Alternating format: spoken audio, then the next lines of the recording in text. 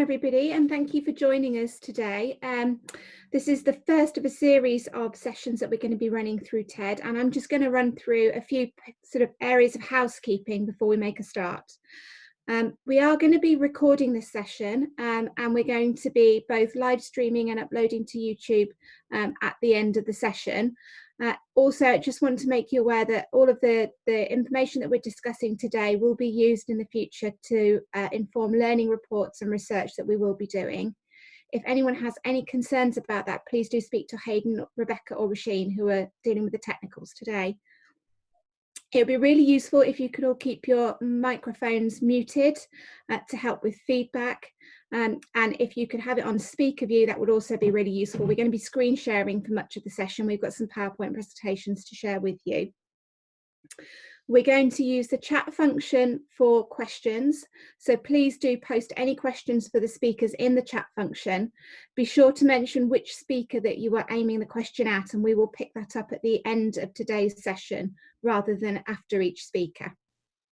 The chat today is being monitored by Jane Adams and Jane Burney, and they will do their best to summarise the questions at the end. If we have more questions than we can get to, we will make sure we send them out to speakers afterwards. We have Rasheen doing technical support for us today, so if anybody's got any problems with their tech, there is information on screen at the moment for how to get in touch with Ro, and she'll do her best to help you on that one. And we're using 3 different hashtags, so please feel free to use those. They're at the bottom of the screen and will remain at the bottom of the screen for most of the presentation sessions. So I'm not going to give a lot of information about TED because our speakers have got lots to share with you this morning. But just to give you a general overview, TED Aging Better in East Lindsey is one of 14 partnership programmes funded through the National Lottery Community Fund, predominantly helping to combat social isolation and loneliness in the over 50s. For us in TED, that means in East Lindsey and predominantly on the coastal strip, although we have done some work inland, including in Horncastle, Woodall Spa and Rugby. TED has a number of delivery partners, and we form a partnership that delivers services both in terms of direct support to individuals, but also to gather learning, and test and learn is something that is a very important part of this programme. We are very keen to understand what works as much as we are what doesn't work to support the group of people that we work with.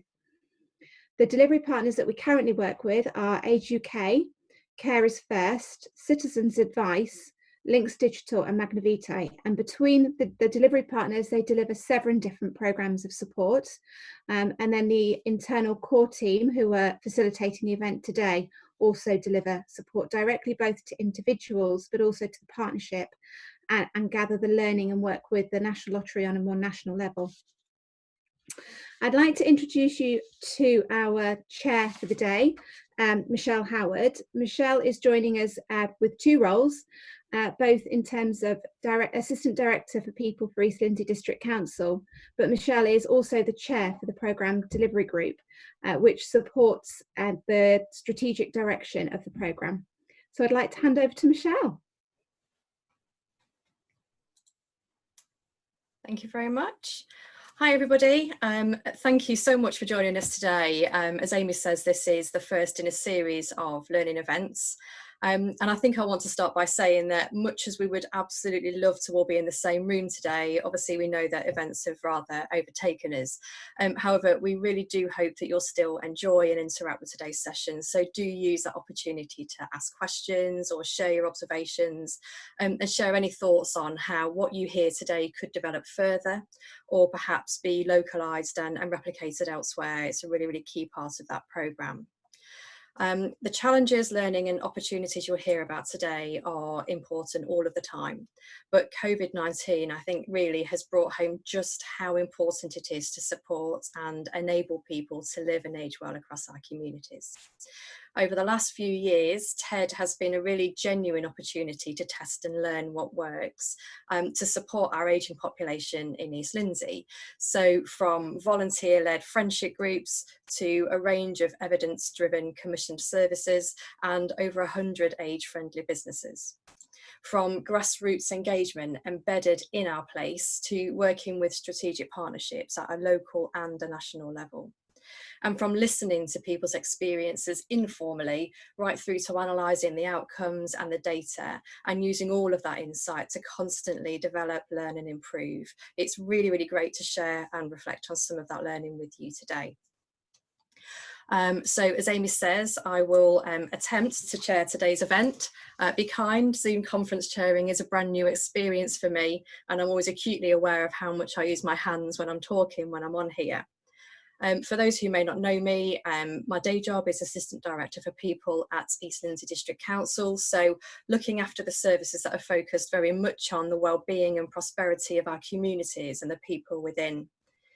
I've had the real privilege to work with the TED team over the last 18 months, during which time I've been so inspired and motivated by what's been achieved by the team and their network of partners, volunteers, and more recently, some rather fabulous ponies. And if you haven't seen them, you should head to Twitter to have a look at them. My passion is really in joining the dots to make sure that we can make a difference for people, and I'm really proud to work alongside a programme that has not only made a difference to the lives of those it has supported, but has genuinely been a catalyst for change and innovation for East Lindsey and beyond, and a programme that spans so many areas of work to realise its ambitions. The test and learn approach has meant that whilst TED has its roots firmly in East Lindsey, its reach stretches far beyond those boundaries.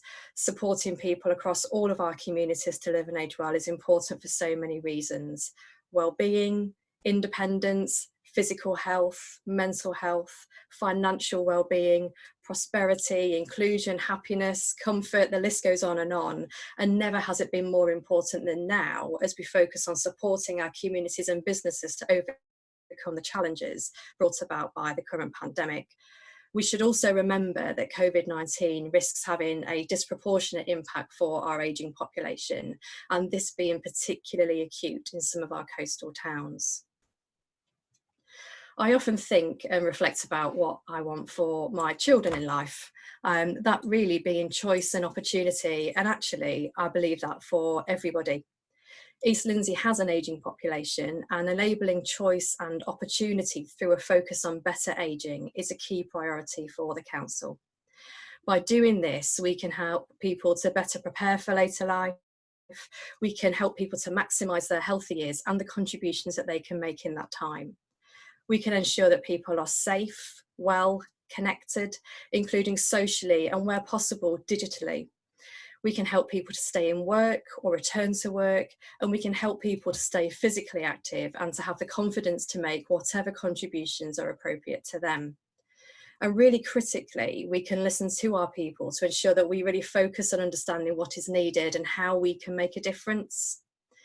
East Lindsey is an area committed to better ageing, and we're proud to work collaboratively to make sure that we continually develop, test, learn, you'll hear those words a lot today, but also continuously improve, as we also prepare to apply to join a global network of age-friendly communities through the World Health Organization.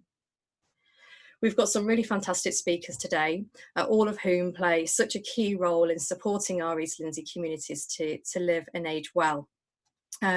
Firstly, I'm really pleased to introduce Ruth from the National Lottery Community Fund, and I really want to reflect that without this funding and the opportunity for TED in East Lindsey to be one of those 14 national Ageing Better programmes, we wouldn't be here today and we wouldn't be seeing the same opportunities for our communities. So a huge thank you, Ruth, and over to you.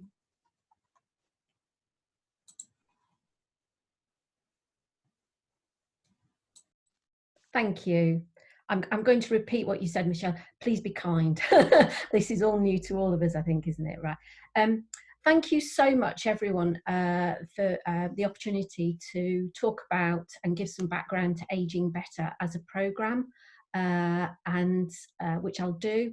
And then I'm going to talk about a summary of our national learning to date, and then look in more detail at what we've learned from areas from the impact of COVID-19, and give some thoughts around what we think that means as we move into a transition phase. So if I could have the next slide, please. Brilliant. Okay, so Ageing Better. It's funded by the National Lottery Community Fund. We've put funding in of around £78 million over 6 years. And we've got 14 partnerships in 14 parts of England. So as you can see, we stretch from the Isle of Wight in the south to Middlesbrough in the north. And although each of those 14 is a partnership of a network of delivery partners, so it's a very broad partnership. Each one has a lead agency. It's Community Links in East Lindsey, and it means we cover a very broad range of coastal, rural. We've got Greater Manchester, so and Birmingham, so high conurbation as well. And again, to match, it shows how coordinated we are, Michelle. You're going to hear test and learn a lot from me as well. The whole ethos is to try and reduce social isolation and loneliness in people aged over 50. And in particular, to find out what does and what doesn't work. And in many ways, the what doesn't work is equally as important as what does. I've given you some, you can see on the slide there, some of our core principles around the programme. Some of the key ones being the co-design and co-production of people aged over 50 throughout the programme, and each partnership is concentrating on that as well. And to increase the input and the communication and the consultation of older people in the services that are supposed to be, in the services activities that are supposed to be geared to them, that there is more involvement there. I said we're a 6-year programme, we're actually in year 6. So we have got a lot of evidence to share. Next slide, please. So in year 6, we have reached or worked with over 100,000 people aged over 50. And within that, we've also had 17,000 volunteers. Now, that 100,000 is active involvement, and the programme has reached far wider number of people, but those people that are actually involved through interventions with delivery partners, etc. In looking at that, we've got 1 in 2 people live alone, 1 in 4 are from a BAME community, 1 in 5 are carers, and 1 in 20 have told us they would classify themselves as being in the LGBT+ group. Next slide, please. Now, I've stressed at the beginning that this is a test and learn, and that programme, and that we are really interested in finding out more about social isolation and loneliness in people aged over 50 and what does and doesn't work. The whole point of the programme was that there was very little evidence out there about what did or didn't work. So one of the key pieces of work that each partnership has been involved in is a national evaluation. I'm not going to say too much about that because I know Ivan and colleagues later on are going to talk more about East Lindsey's findings in the national evaluation. But as a programme, as of July last year, you can see there that some of the impact we were having across the programme. So as a result of people's involvement, over half were feeling less lonely, less socially isolated, greater well-being. And just to stress that most of the programme is geared at working with the really entrenched, socially isolated older people, so people aged over 50. So those are, just to put that in context.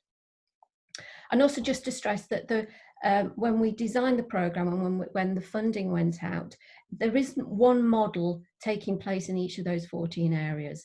It's very much based on what each programme told us they thought would work both for their client group, for the geography.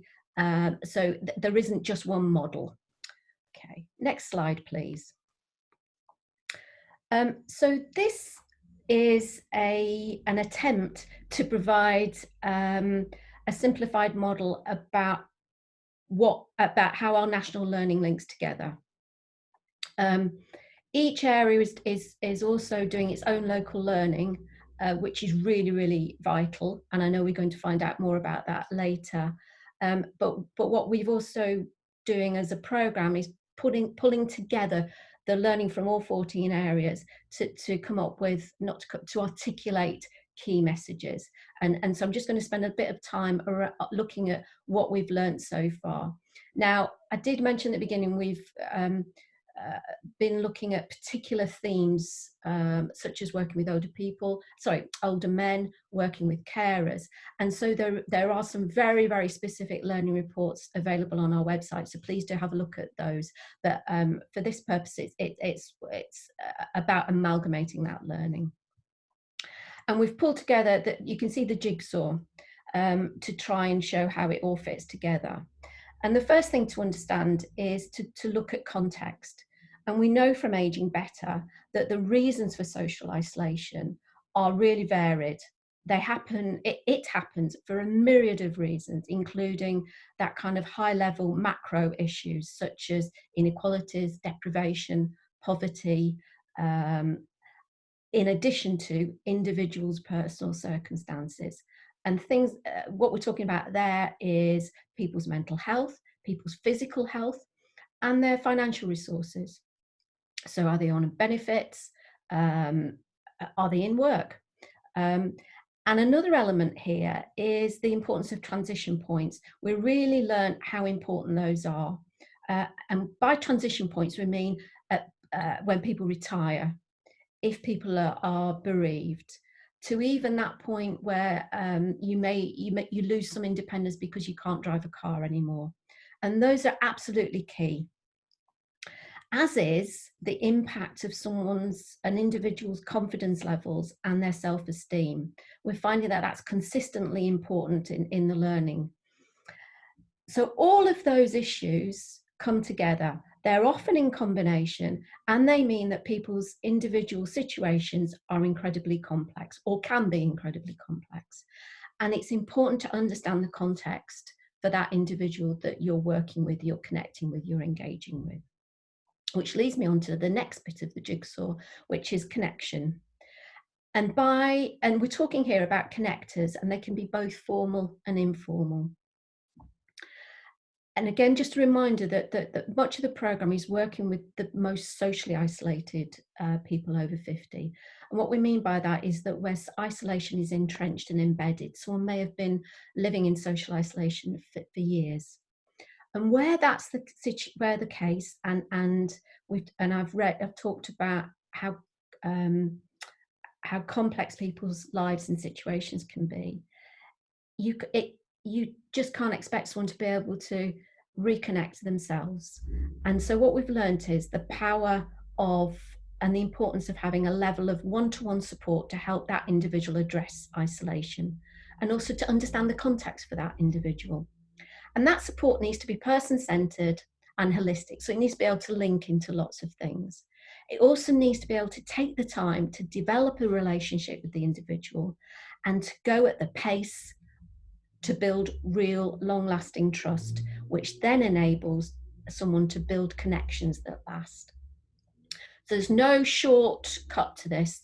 If you're going to do it properly, you really need to invest the time. And then the third part of the jigsaw, or piece of the jigsaw I want to talk about, is what we call ecosystem. And it's important here that we're not, because it's not just interventions, it's not just the activities or the piece of work that a specific delivery partner is providing. Interventions are important, but they're not the only story. It's about the whole ecosystem. And what we mean by that is that it's the community, really. And the ecosystem is fundamental to addressing social isolation, because it's that space where we all as individuals connect with our community, the community, or our community. And it works preventatively to help people keep socially connected. And it also has a role to step in when social isolation occurs. And it includes the interventions that people need, and I use, sorry, I don't know if you can see it, but I'm sort of need with in quotation marks. And there is a bit of a hierarchy here, because with the best will in the world, someone isn't going to be interested in a group if they're worrying about the money for the next meal, or how they're going to heat the house, or what house they've got, or if they've, if they've got a severe mental health issue. So there are some things that you need to help or fix or work with someone on before you can start thinking about making building a relationship and making connections. So there is a hierarchy there. But it also includes the activities and groups that people want to engage with. And then it's the space where you provide the opportunities and support to provide people so that they can set up their own groups. And so this is all around community development and building on assets, so being strengths-based. And it also includes, vitally, the age-friendly activity, which has got particular relevance in East Lindsey with the really successful age-friendly business work. So you can talk about the ecosystem and the things that go into it, but the other important thing is that it's going to vary from place to place. And part of that is that it recognises that to work, it requires people working together. And it's not just one organisation that can fix social isolation and loneliness. Next slide, please. So that we were gathering all of this. We've been working really hard on collecting national learning. And then, of course, COVID-19 happened. And all of the activity that had been face-to-face, and that and face-to-face had been really, really important. All delivery at the start of the pandemic, by necessity, moved from face-to-face to both telephone, online, and importantly, hard copy. A lot of the telephone work was linked to emergency helpline hub work. So one point of entry and then linking people to the services that they needed. But again, in keeping with our learning to date, there was a lot around the power of the connection, and that's needed to maintain a person-centred approach. And so that led to the development or extension of telephone befriending, which I know also happened in East Lindsey. So working with people that were already known to areas, as well as to new people. Next slide, please.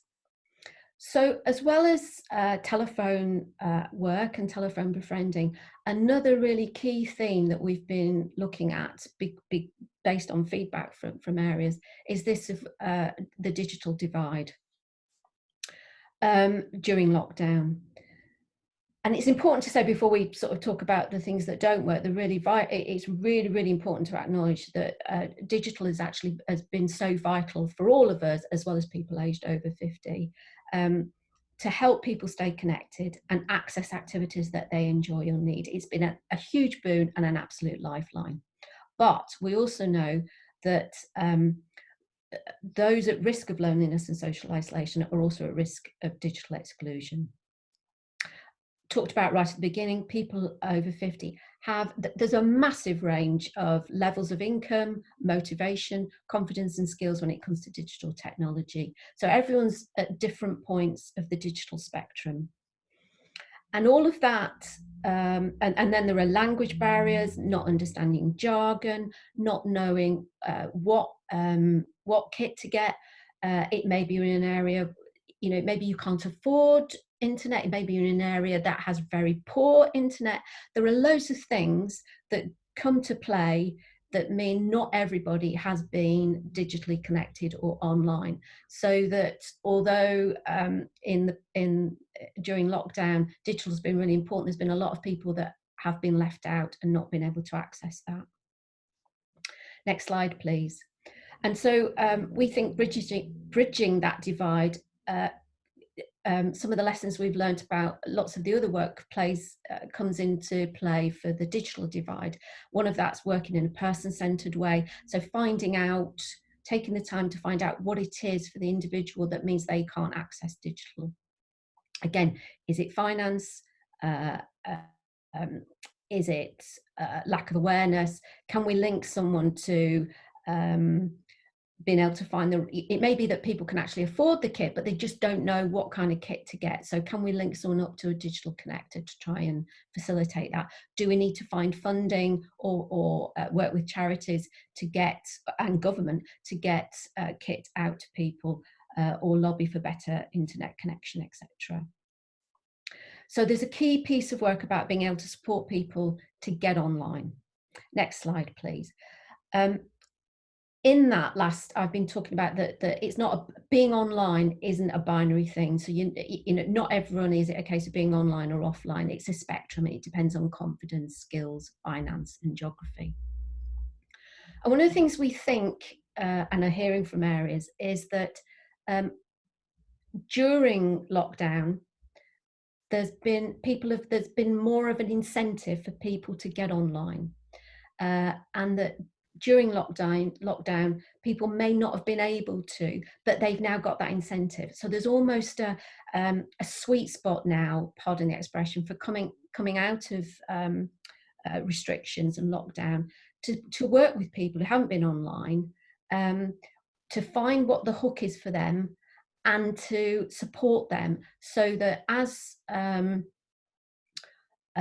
maybe having local lockdowns or as we, you know, if there's further issues in the autumn, that if we can support more people to have got online, that could be really, really important.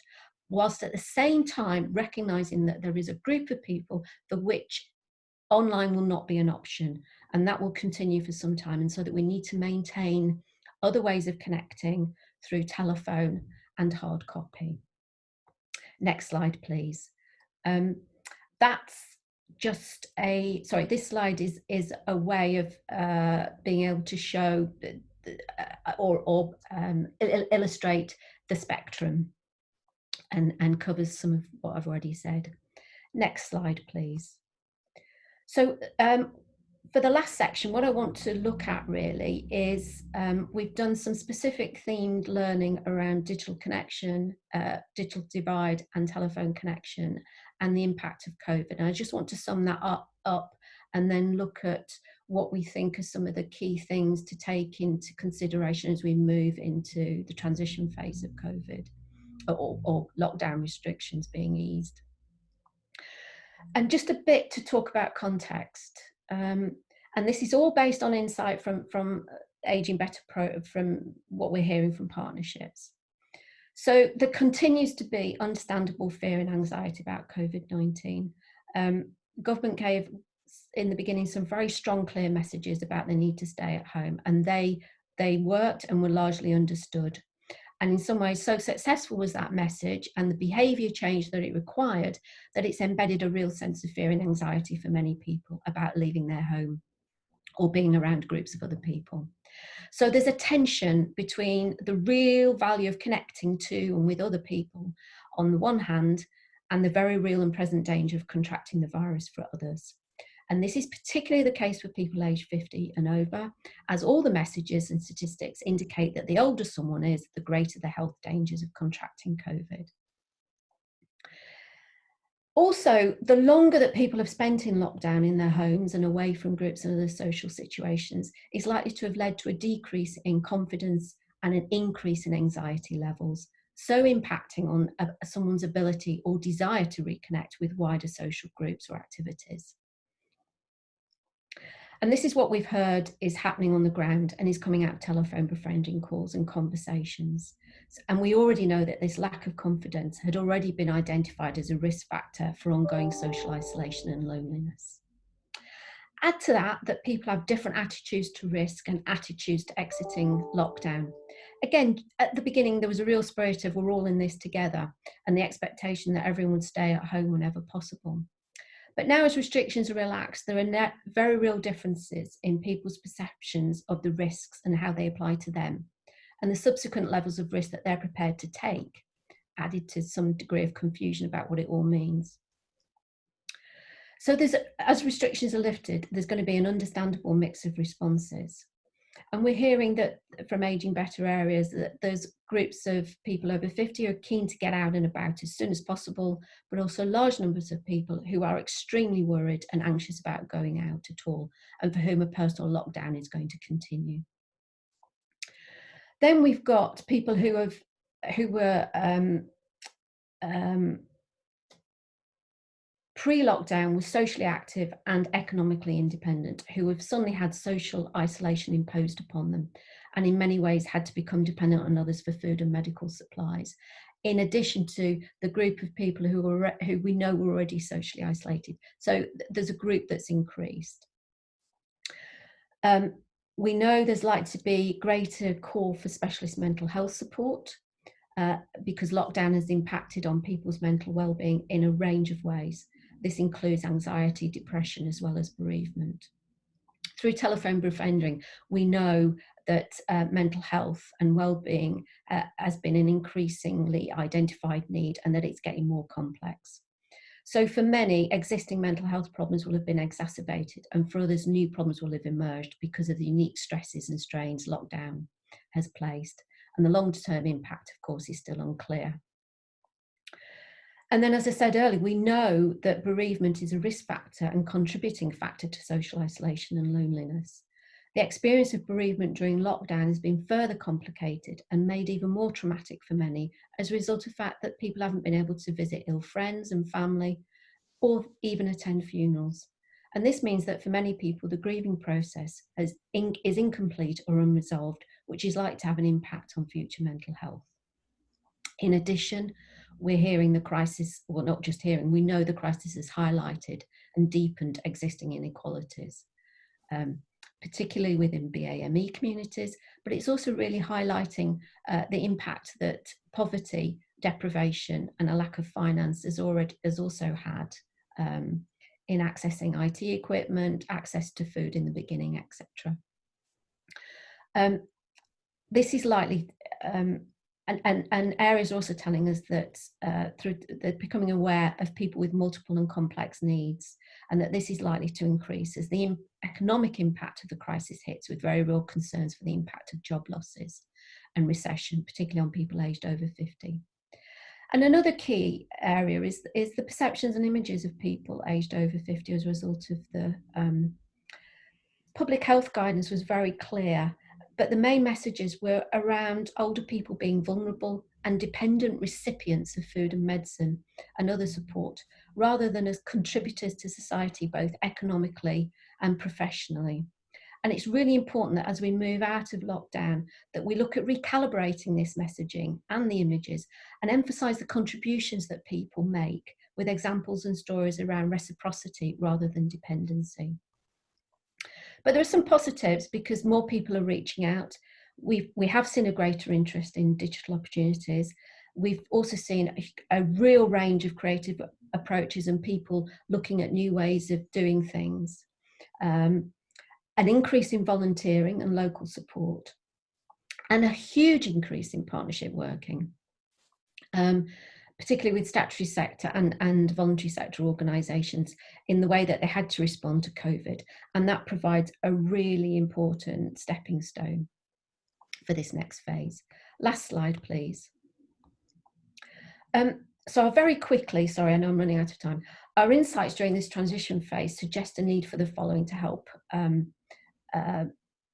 further build on this and emphasise an early learning, which is that of the importance of working in a person-centred, holistic way, taking the time to build a relationship of trust with an individual, to find out what they want to achieve, and then to develop, help that connection to happen. So the things we'd want to highlight is the importance of a connector role, both through telephone befriending, but also in making that through social prescribing work, the importance of a connector, and in addition to new learning around making it around a digital connector and the role that an individual can play there. Time, so this needs to be done at the pace of the individual, which is even has got increased resonance for us at this point, bearing in mind what I was saying earlier about the difference in people's varying levels of anxiety and risk. And part of what we think this means is we're going to need a blended model of delivery for some time. So both face-to-face, telephone, and hard copy. And that's because restarting face-to-face activity is going to take time and is dependent on a very broad range of factors. It's not just the activity itself, but it's being able to get people to buildings, provision of toilets and refreshments, etc. There's likely to be a reduction in the number of people that are able to attend sessions because of physically distancing rules. And we're also envisaging there's going to be likely local and possibly national lockdowns, so that people are going to need to be flexible about how provision of services in case they needed to be imposed. So we like to maintain telephone and online for the foreseeable future, and keeping that creativity. And we're already hearing that areas are thinking about, continues to think imaginatively in looking at the possibility of perhaps delivering face-to-face activity whilst filming that, so that you're getting both some face-to-face and that online. Building on the increased partnership working, I think that's going to be absolutely vital, and you know, it is the foundation for a lot of the rest of today's learning. And undertaking some local mapping, so the need to keep connected to partners to establish what services and organisations and support is now available. So what services are running, what are the referral partners, the networks, and identifying any gaps, so that you can start linking people into services that can provide that specialist mental health support or bereavement support that I've talked about, or have special language needs for people working with people with BME, but also and/or benefits and money advice as the economic recession elements kick in. So being able to link people into the services that they need, and at the same time identifying the gaps. And a lot of Aging Better areas are looking at how can they fill some of those gaps. So that's all. So it brings me right back to, it's about revisiting that local ecosystem. Thank you very much. Thanks very much for that, Ruth. Really useful insights there about the programme, not just in East Lindsey, but you know, across the whole country. I can see some of the questions that have come through from delegates today are looking for some of those reflections about how things might be different in East Lindsey to some of those other programmes. So I suspect Jane will put those to you a little bit later.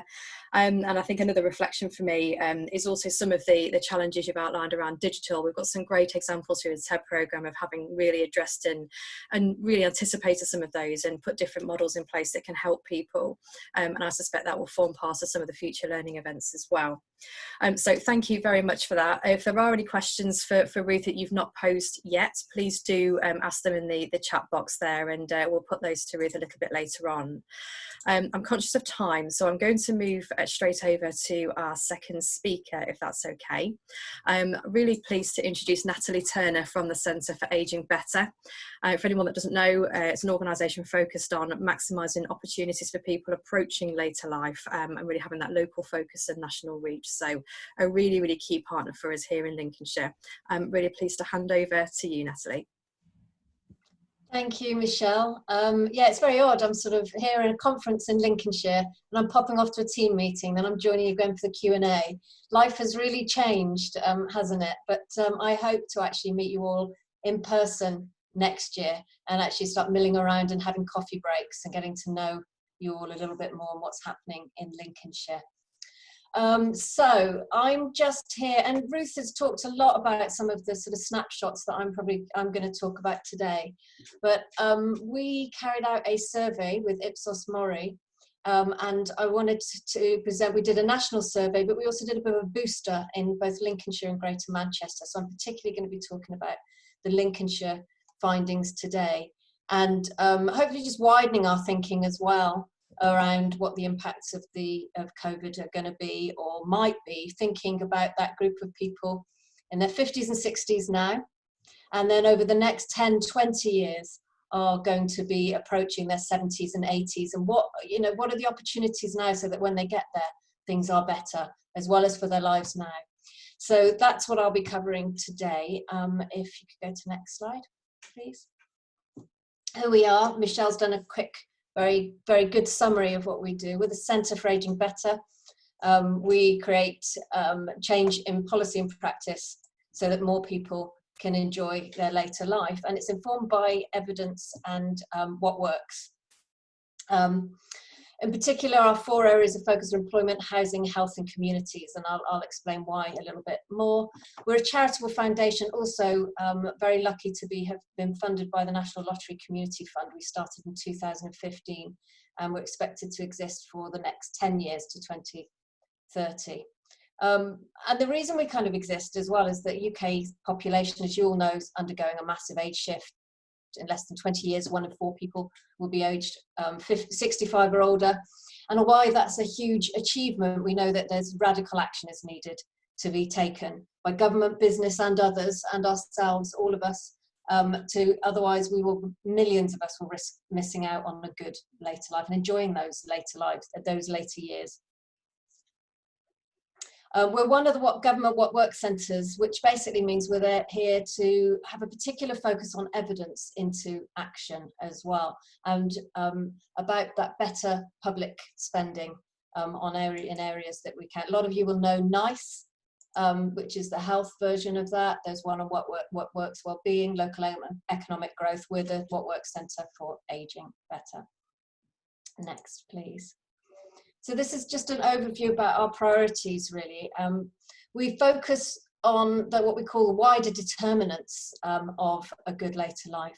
We want more people to be in good health and actually secure, have good social connections, and generally have lives that have got purpose and meaning. That's what we all want, right?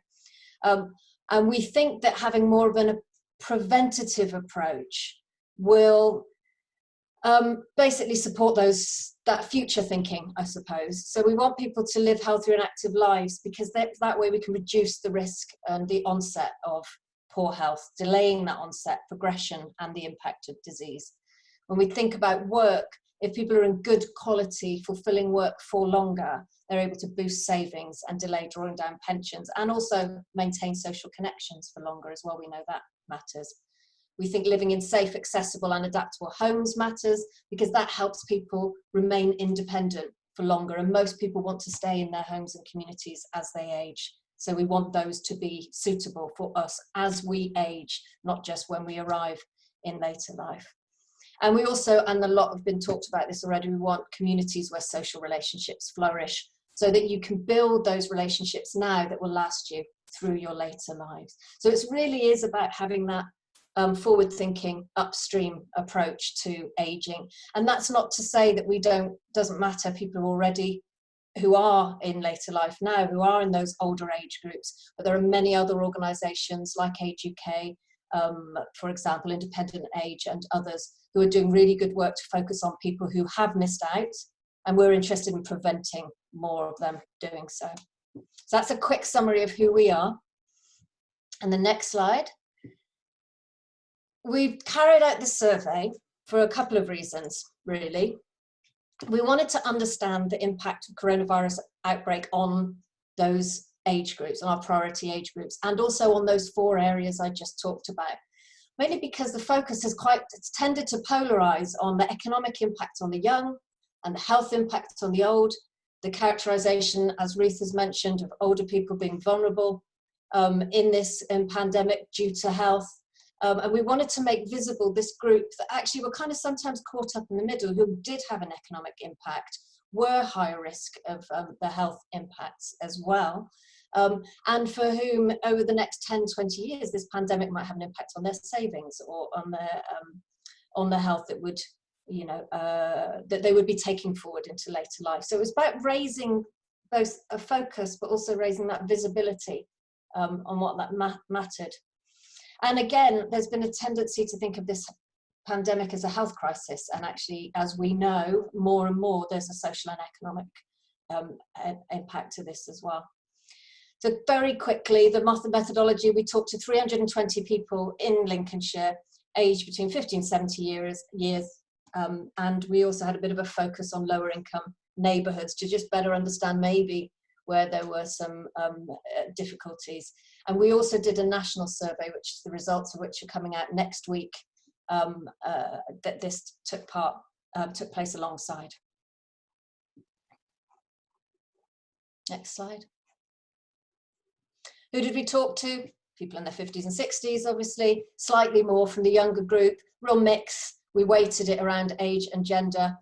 And then if you can have a quick look around different housing tenures, and it was only 2% BME groups, which is sort of not surprising probably for the makeup that we've got in Lincolnshire, but a real mix of people that did sort of broadly cover the characteristics of this age group across the country. Next slide, please. So I've got 4 areas I'm just going to talk to you very quickly about. This is a snapshot, but I think the main thing to get across to people, we'll be sharing the results of the report on this, and I think we're going to be doing more of a deep webinar and to deep look at this group with our partners in Lincolnshire as we go forward in the summer. But the quick snapshot is to show that there's both a mix of positive and negative in all of this.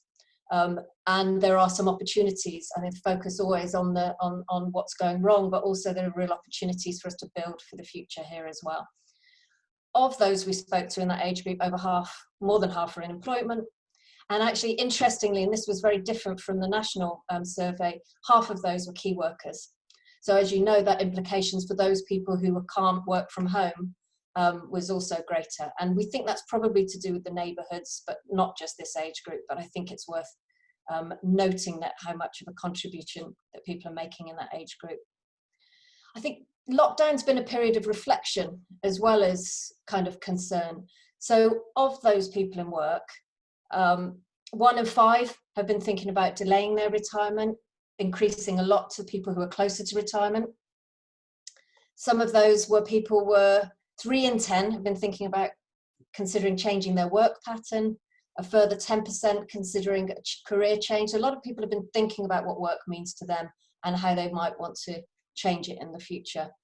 Now, of course, delaying retirement is linked to financial concerns. If people were worried, financially worried, then they might be considered putting off retirement. But also other people have been saying that actually they miss things about work. In some ways, this has been enforced sampling of what it's like to retire.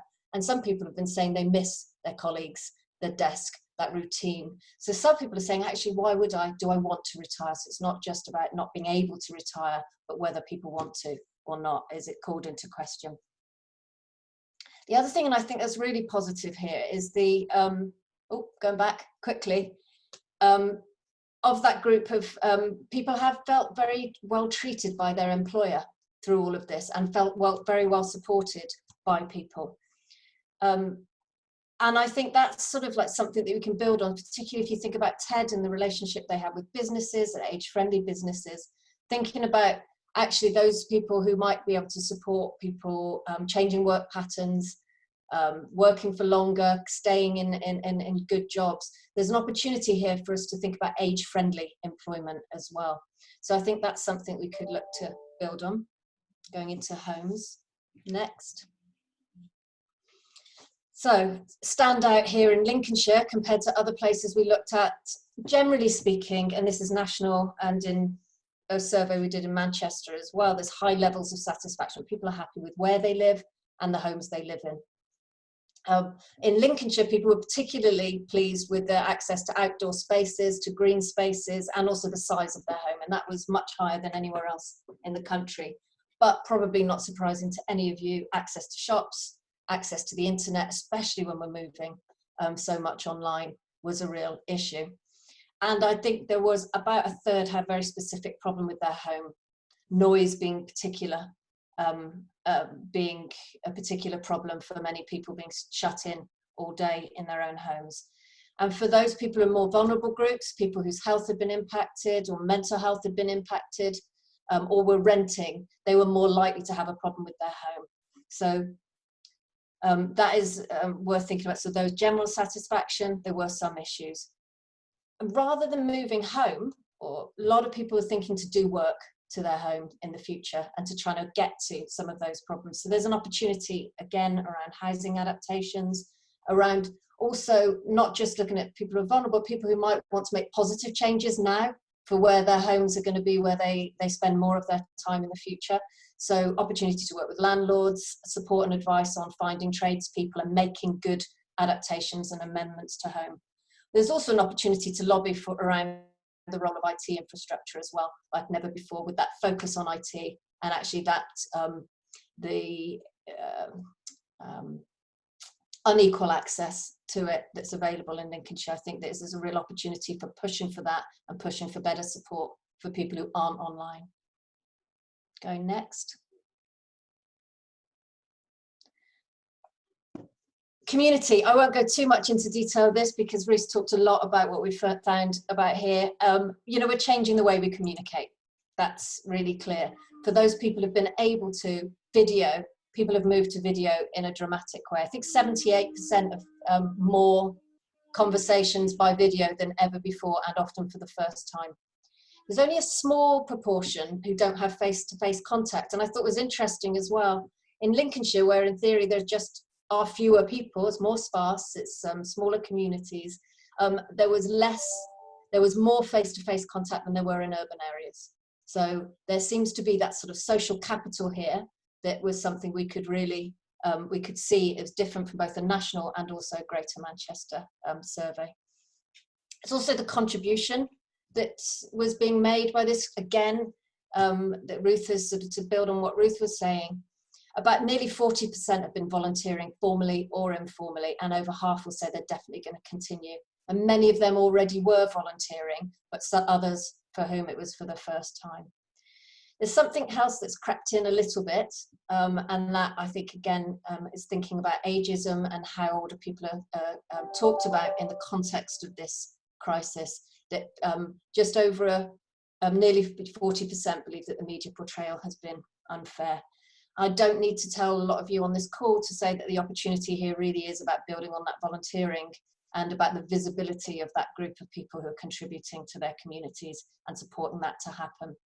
And also the support, the contribution that people in that age group are making as key workers as well, I think is really important.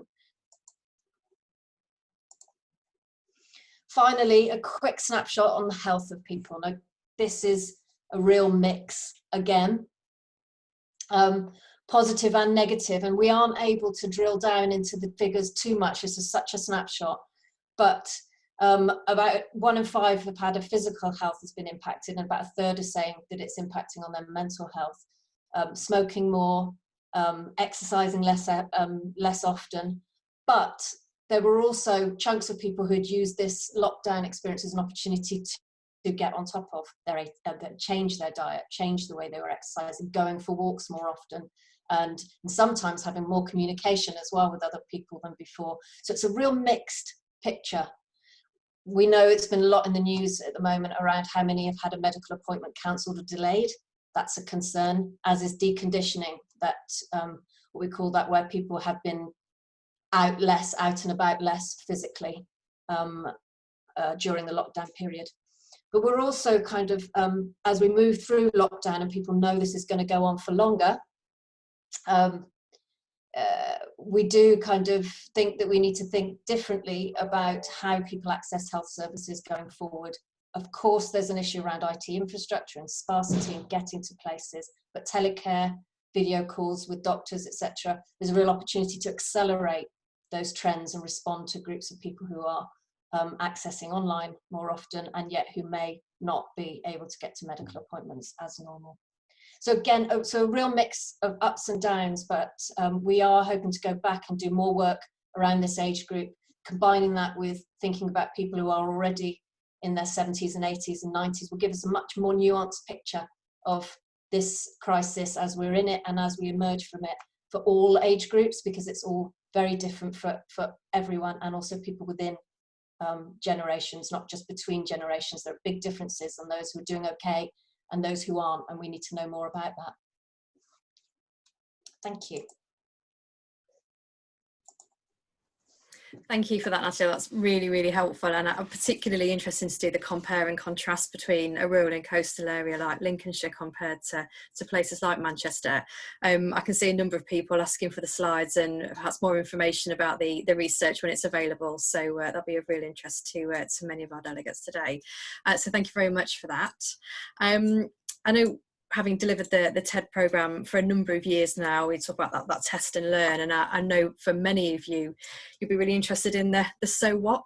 So what have we learned? What has emerged? What difference has it made? And actually how might it inform what we do next in East Lindsey, but perhaps what other people might do next in other areas. So our next speakers will share some insights with you, which I really hope will be helpful in terms of what's been learned and actually what we could do with that moving forward. So at this point, I'm going to hand over to Ivan Annable from Rose Regeneration and Liz Price from the University of Lincoln Business School. I'm not quite sure who's going first, but over to you guys. I know you've been really engaged with the TED team. Thank you. Thank you. I think I'm going to go first. Is that all right with you, Ivan? That's the order in which our slides go anyway. That's fine, yeah.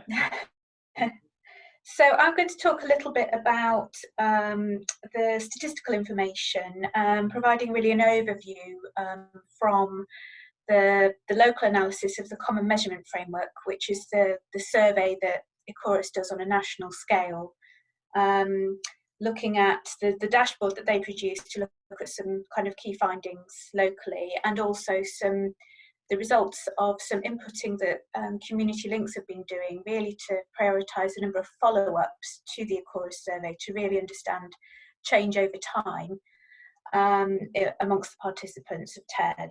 And I'm also going to talk a little bit about some research that my colleague Jennifer Jackson at the university has undertaken with participants, some qualitative telephone interviews in April and May this year. And then I'm going to hand over to Ivan, who's going to talk a bit about social return on investment and the wider economic context. So if we look at the results from the dashboard, this is the results that we get from the Common Measurement Framework. And I've just pulled out some headlines here. So last year we worked with Community Links to produce an impact card, which kind of compared some of the data that was being produced nationally to kind of show what Aging Better was achieving with what TED East Lindsey was achieving. And there were some similar types of figures as is shown in this slide here. So we can look at it in a number of themes really. If we look at it in terms of social activities and volunteering, we can see that quite a high proportion of the participants were able to say that they continued or increased these kinds of activities, such as memberships of clubs and societies and volunteering, and that there was generally an upward trend between the first survey they completed when they were participating in TED and then the follow-up. So really between sort of 69 to 73%. If we look at health and well-being, health indicators generally are a little bit lower, but around half, just over half, were able to say that their health and well-being improved or stayed the same. And then in terms of them being able to feel that they could personally influence local decisions, 62% felt that that improved or stayed the same. And then the final column really refers to the general trend between entry and follow-up. So we can see that the social activities are kind of the standout kind of things that people feel are most improved in a way through taking part in TED, and that there's a positive trend there. The health is a bit more of a divided picture, and there's people feel that they can, or some feel that they're able to improve their ability to influence decisions, but it's less of a clear picture with a bit of a negative trend between entry and follow-up. I think what we have to be careful with looking at this data as well is be inferring causality too much. So because none of these variables are actually linked back directly to the TED programme, we can't say that it's a result of TED that these have occurred, but we can perhaps, we just have to be careful with making those inferences. So next slide, please. So looking at the TED participants, what we found is that looking at where the participants live by multiple deprivation decile, so these really focus on how deprived each area is in relation to the index of multiple deprivation nationally. What we found was that 2/3 of the participants were living in areas that are identified as the top 30% most deprived across the country. And we know that some settlements in East Lindsey, such as Mablethorpe, Skegness, Ingermells, really are some of the most deprived in the country, most generally, but also in terms of health amongst the general population as well. So the project is definitely targeting and delivering to those residents in those areas. Ruth mentioned about the proportion of people that were carers that lived alone nationally, and that those figures are kind of reflected as well in Lincolnshire. So 1 in 5 as nationally are carers, just under half live alone, so that's quite similar to the national picture, and around half have an illness or disability. So the next slide, please. So we've started looking at the data that Community Links have been inputting. Lisa at Community Links has been inputting follow-up surveys up to about six follow-ups per participant. So we've been able to look at change over time. And what we found is that on a number of variables, there is an increase between the first questionnaire and then the first follow-up and the second follow-up. So there seems to be a bit of a step change as a result of participating or after participating in the programme. And then after that, the change kind of falls away somewhat. And this really could be because perhaps it's perceived as kind of a step change at first, and then they perceive there to be less of a change as time goes on and it becomes more of a part of their life. Also, with later follow-ups, there are fewer surveys, so we have less confidence in those results as well. So we can see that at least for the first two follow-ups, there's this increase in health, in perceived health state. And we also see other variables playing a role. So if we look at the graph on the right-hand side here, we can see that those who live alone, there's a kind of a bigger change between the entry and the follow-up than those who live with a spouse or with family, who kind of maintain more of a steady picture of their own health. And then those who live alone, it kind of increases and then it wanes a little bit more as well. So I think there's a difference between participants depending on their circumstances, and the nature of their circumstances may determine how much of a difference TED makes to them as well. So next slide, please. So looking at a number of other variables. So here we have, on a 5-point scale, we have optimism and engagement in social activities, and on a 3-point scale, we have isolation. And what we found is that there was sort of a slight increase in optimism and engagement in social activities amongst the participants over the first 3 follow-ups. Isolation is a little bit more static, and we know from previous research that sometimes after participating in programs like this, there can be an increase in reported sense of isolation, simply because participants become more aware of the fact that they're socially isolated. Perhaps they've been asked about it through questionnaires, they're talking to people about their circumstances, and so they actually become more reflective about it. And I think with all of this data, we're very mindful that a trend that is kind of quite flat, or that is only showing a slight increase, is actually a positive outcome, because it's about maintaining or slightly improving residents' circumstances, some of whom, as we've heard today, may be in quite difficult situations in regards to their health, their finances, how isolated they feel. So I think we always have to look at these in the context of the individual and their circumstances. So that's just a bit of a snapshot from the data.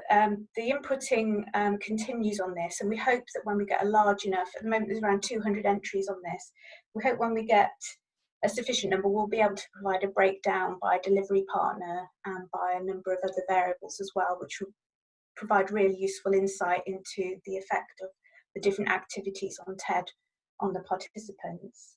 So next slide, please. So I'm just going to talk about the qualitative interviews now. So in April and May this year, Jennifer undertook 13 telephone interviews with TED participants on the activities that you can see on the slide. And I just want to say thank you so much to the delivery partners who helped Jennifer with this, as it was sort of undertaken during lockdown, so we had to go through the process of obtaining consent to have the interviews done by telephone rather than as part of a focus group. And the interviews explored a number of issues, such as how the participants became engaged in the projects, their experiences of the projects, and their reflections on TED overall, including where there could be some development. So next slide, please. So here are some of the themes of the interview. So in terms of reasons for taking part, one of the main reasons was really wanting to go out and meet people. Some wanted to provide support for others. And the activities themselves, so what was being delivered was actually a big driver of taking part. Also the nature of the activities, the structure of them, and the different stages in participants' lives. And I think we found that there was sort of a push element and a pull element. So some identified that they were not getting out much, were feeling a little bit isolated, that they would benefit from taking part in a group activity. Others were sort of pulled by the nature of the activity and the fact that they found that appealing and wanted to learn something new that was being offered. In terms of how people became aware of the project, well, it seemed as if they had multiple routes and multiple methods of having become aware of the project. So general publicity was quite important, and a number had been signposted through existing groups and connections such as the church, University of the Third Age, care organisations. For some, having family or friends to attend with helped, and then those, I think there was some concerns raised by some about, well, we were a bit apprehensive about attending, we didn't know what to expect, it was a bit scary, but then when they got there they found the nature of the projects very non-threatening and wondered why they had felt scared. As I mentioned, the value of the activity itself was quite a core theme in some of the interviews, so the opportunity also for socialising was important, and also the role of the project worker was key in engaging and supporting participants as well within the projects. So next slide, please. So just to illustrate this kind of central nature of the activity itself, I won't read through these quotes, but I think they just illustrate how much participants get from each of these activities. So looking at fitness, food and friends, people really talked about the fact that it's really nice to learn, you know, new cookery skills, new very specific information about health. They talked about, for example, learning to use new ingredients such as fresh tuna, which they'd never used before. So there's a lot of people who have been very inspired by what was covered in those sessions. We've talked a little bit today about the digital divide, the rural digital divide, and the people who attended Links Digital talked about the fact that there was it catered for quite a variety of different abilities, that they might have felt a bit intimidated by technology before going, but they found that it really helped them and overcame some of their fear, for example, around online banking, cybersecurity, that kind of thing. And as you can see, this person talked about, I was able to walk around Armenia. I would love to go. I never will go, but I was able to see it because of accessing it through this class. And then the Men Do and the Chaps activities were focused on men. And they talked a lot about how, for example, with the Men Do, they'd never been to anything quite like it. So they'd sort of gone to various different places as part of this activity, such as Bomber Command, Cadwell Park. It felt like a real break for them as carers. And also the Chaps participant talked about how, you know, it's quite unusual to have a group where it's dedicated to men and men socialise in a very different way, and it's really nice to have that opportunity to have that relaxed atmosphere to socialise with other men of their own age. So final slide for me, please. In terms of the impact of TED, it seemed that the impact was quite interconnected. So people talked about the improvements to their health and well-being, and also friendship and community and skills and interests, but these things seem to kind of reinforce each other. So, you know, improving friendships and community helped with a sense of well-being and so on. Some developed close personal relationships, some who already knew people in the community, it helped cement those existing relationships. So there's this term bonding and bridging social capital in terms of kind of reinforcing who you know and then helping you reach out to people you don't know. There was some discussion around support during COVID, so participants really appreciated the ongoing support that project workers provided to them during the lockdown, such as the weekly telephone calls, the online activities. And some talked about the fact that they were continuing their activities at home. So the the fitness, food and friendship groups, for example, you know, some of them were still doing their exercises, they were still using the recipes that they'd learned. Some of the men's groups are still doing their online quizzes. But a lot also talked about the fact that the lockdown had reinforced the value of the project. So they really missed being out and about. They missed the structure that the projects provided for them. So in some ways, the lockdown kind of reinforced the value of these in bringing people close, you know, close together, and providing an opportunity for socialising in person. And that was really missed, and people were looking forward to getting back to that. In terms of recommendations for improvements, generally participants were very positive about the project. They talked about perhaps how, in terms of marketing, the more traditional forms of marketing were perhaps most effective. So sort of old-fashioned approaches such as flyers and newsletters to reach the older generation, rather than online approaches or alongside online approaches. Some talked about, well, we were able to access the activity because we live in such a place, but would people who live in very rural areas, would the very vulnerable who don't drive, would they be able to reach those? They also talked about the opportunity to participate in decisions about project opportunities, project activity, and welcome the opportunities to be proactive in supporting others in their group. So I'll hand it over to Ivan now. Thank you very much, Liz. If we could move on to the next slide, please. Just before I jump into this presentation, I'm just reflecting back on 30 years of doing this kind of stuff and remembering very clearly that at one stage we used to just get on with it. We didn't really kind of measure or reflect on what we were delivering at all. And we've had 3 speakers now who've taken us through an incredibly concentrated and intense process of reporting back on things. And I'm going to gild the lily even further, but I think it'd be interesting at some stage to almost reflect on the depth of our measurement and whether that's almost as big an activity as delivering itself. But anyway, there's a bit of a controversial aside for you. So the first part of my presentation is about the social value delivered by TED. And social value is a well-known concept now, but just for those of you who aren't fully aware of what it's about trying to get to the nub of those things that we know are important, but we're not able to traditionally measure. And there are a couple of quotes here, one from a former MP and social value ambassador, who talks about it being about the social, environmental and economic well-being that's delivered.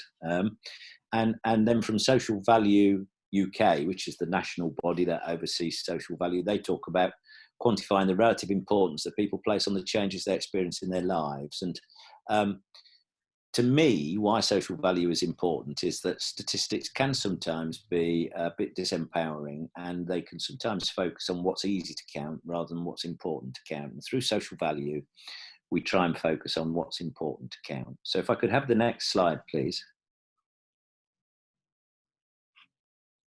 So what's important to count is the impact of something on a place. And when we undertake social value, we use a tool called the Social Value Engine. You'll see there's a little logo on the top of the left-hand side of the slide as we look at them, that looks at things that are achieved by a programme, and it identifies for each important thing that's been achieved something called a financial proxy. And that is a statistic which has got some provenance in public policy study. It's either been generated by a university or other higher educational or further educational body, or it's been generated by government, which enables us to say the value of something, for example, like feeling you belong in your neighbourhood, is £2,000 or £5,000. We've got 200 odd different financial proxies we can apply to different impacts. But when we're thinking about the impact some things had, it's not just the people that are important, it's the place. And so all the different 200 financial proxies we have are tied back to something called the Bristol Accord, which is a means of understanding what makes a place sustainable. And this sort of dartboard type diagram explains how the Bristol Accord works. It conceptualizes sustainable places in the context of 8 different domains, and they're set out there close to the heart of the dartboard, their governance, transport, services, etc.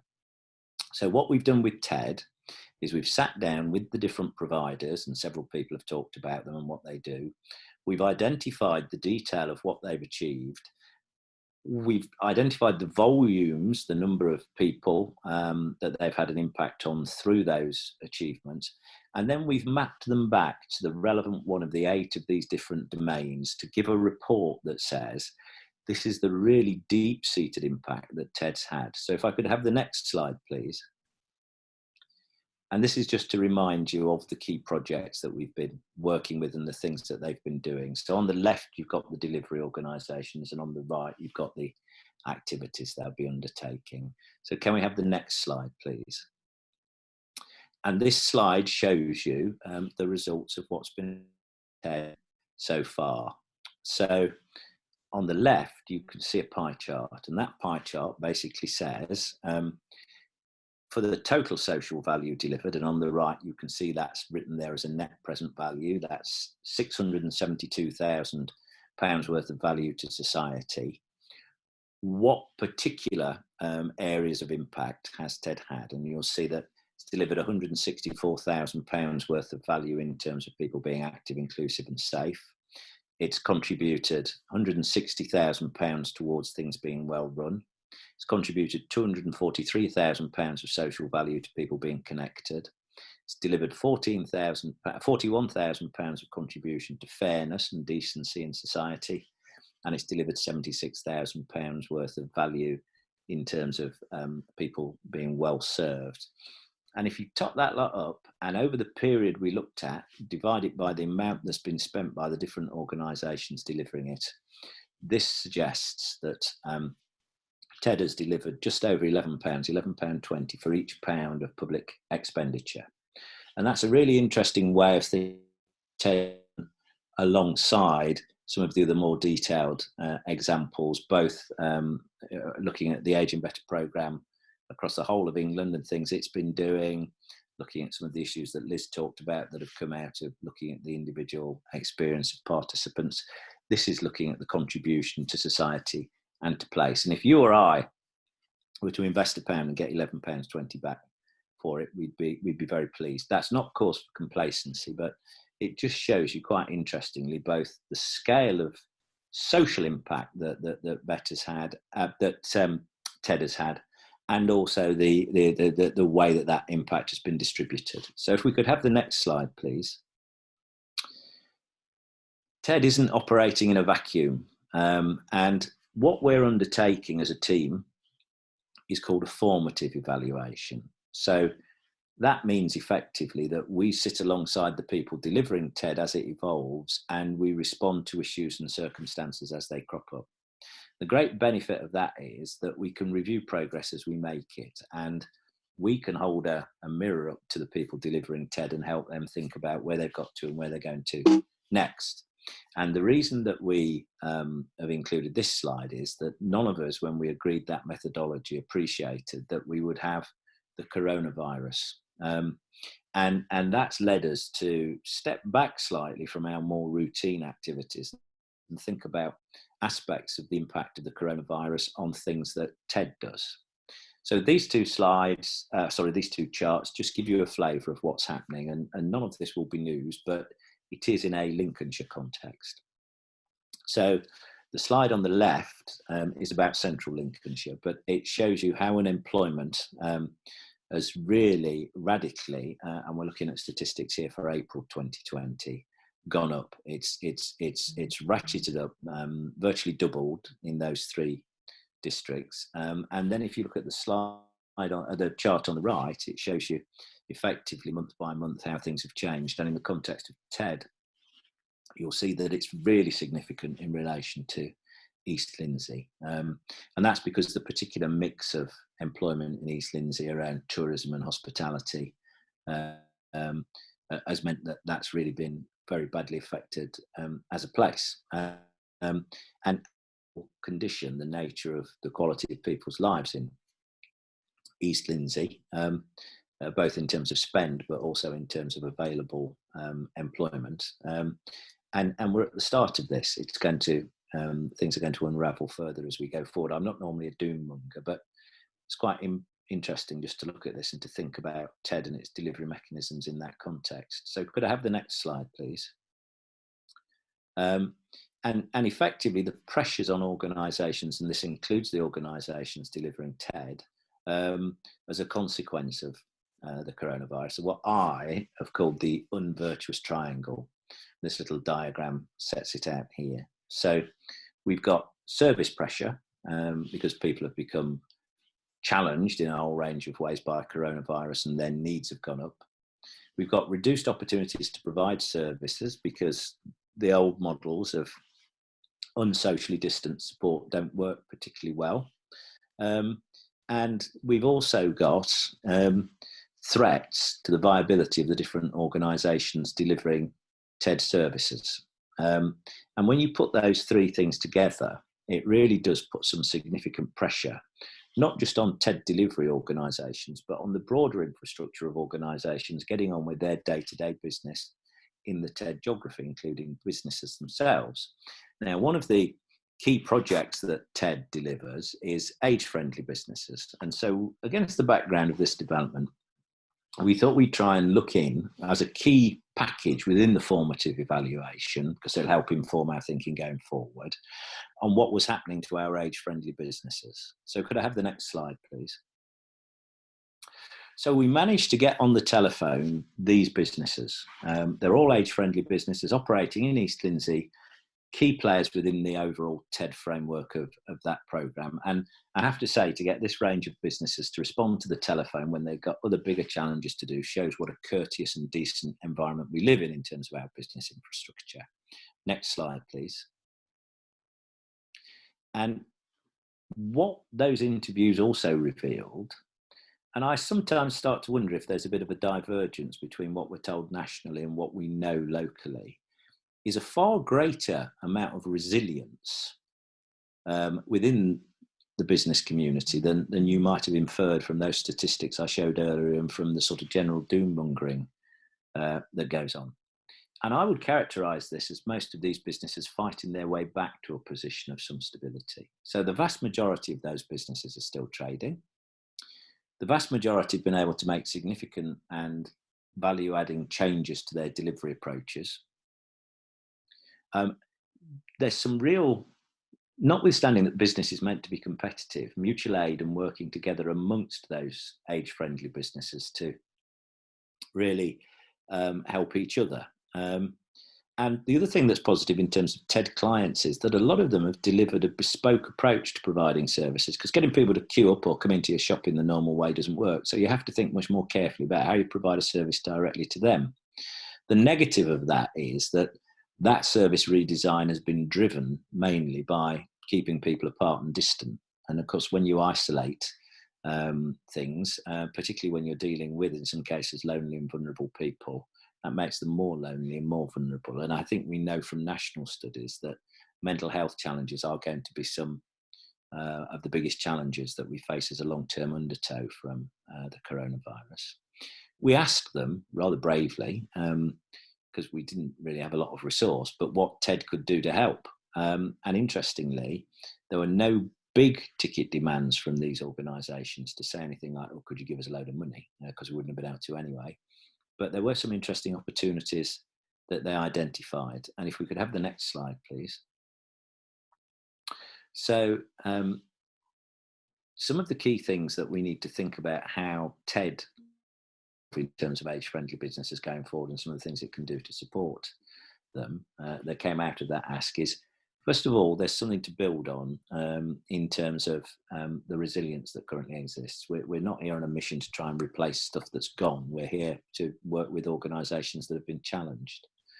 Some form of marketing and promotion of services of the businesses as the pandemic continues will be helpful. That's a key priority for them. Secondly, there are some really interesting opportunities to develop further the interface between good neighbour and community response initiatives and making these age-friendly businesses more accessible through the services they provide and the work that people have done to actually do things like deliver groceries, take people to appointments, etc. That was the stock in trade of TED, and I think this has demonstrated how it can be built on and consolidated. We've heard earlier about digital exclusion, and it's very clear that building the capacity of these businesses to operate digitally, but also of TED clients to respond to them, is a real issue. And I think, because TED is very good at networks, pulling together a network amongst businesses over and above the current things that they get to actually do some future scoping and future gazing about how we structure things going forward in terms of that whole new series of learning about how businesses interact with TED clients is a really interesting thing to do. So next slide, please. There you go. So that's me finished. Thank you very much indeed for listening. It's not very often I'm upstaged by a cup of tea, but on this occasion I have to acknowledge its superiority. Thank you. Thanks ever so much for that, Ivan, and also to Liz. That's been really, really helpful, and I'm sure there'll be some questions from our delegates around some of the insights there.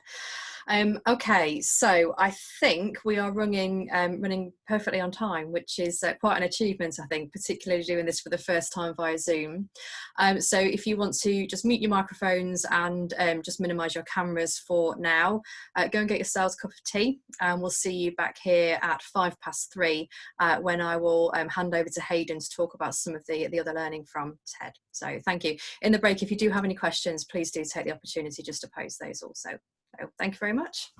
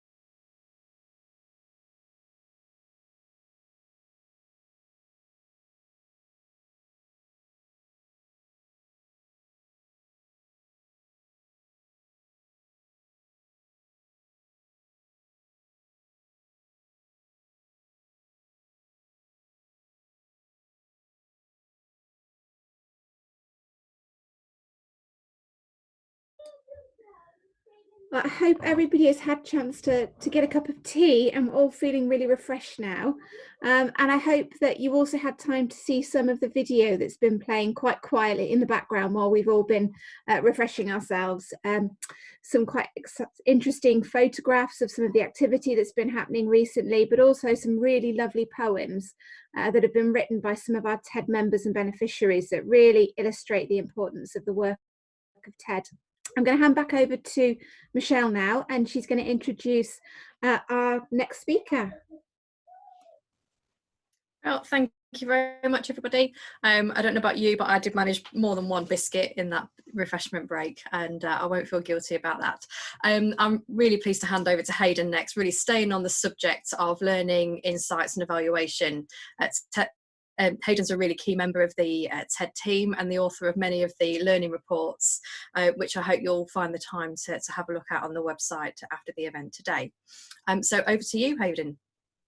Thank you. Our presentation today draws on a number of kind of evaluation activities that have been done in TED, and I've kind of put these into a thematic structure. So some of the learning comes from the exercises that we've done prior to COVID, from programme inception onwards. And it's also informed by some recent fieldwork activity that we've done, including focus groups with beneficiaries immediately prior to lockdown, some telephone interviews with staff and volunteers during shielding and isolation, and also a series of project delivery case studies that were issued to all our delivery partners during the early stages of COVID.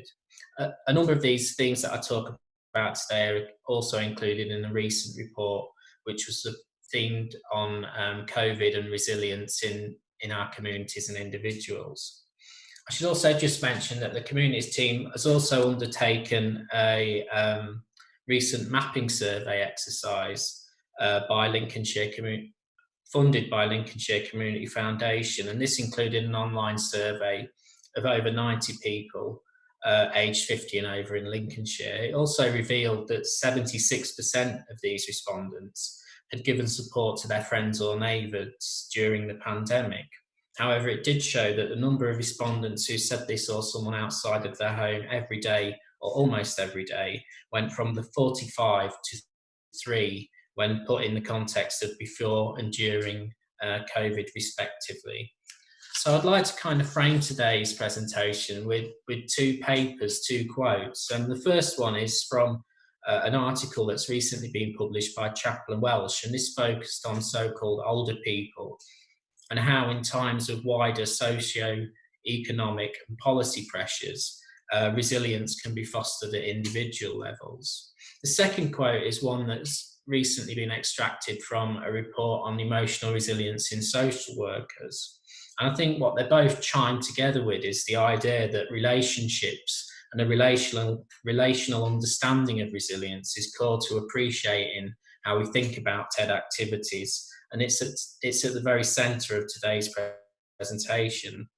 And I think the themes that I'm going to cover today will also provide some practical tips of how we can enhance resilience in communities from the position of providers as well as policymakers.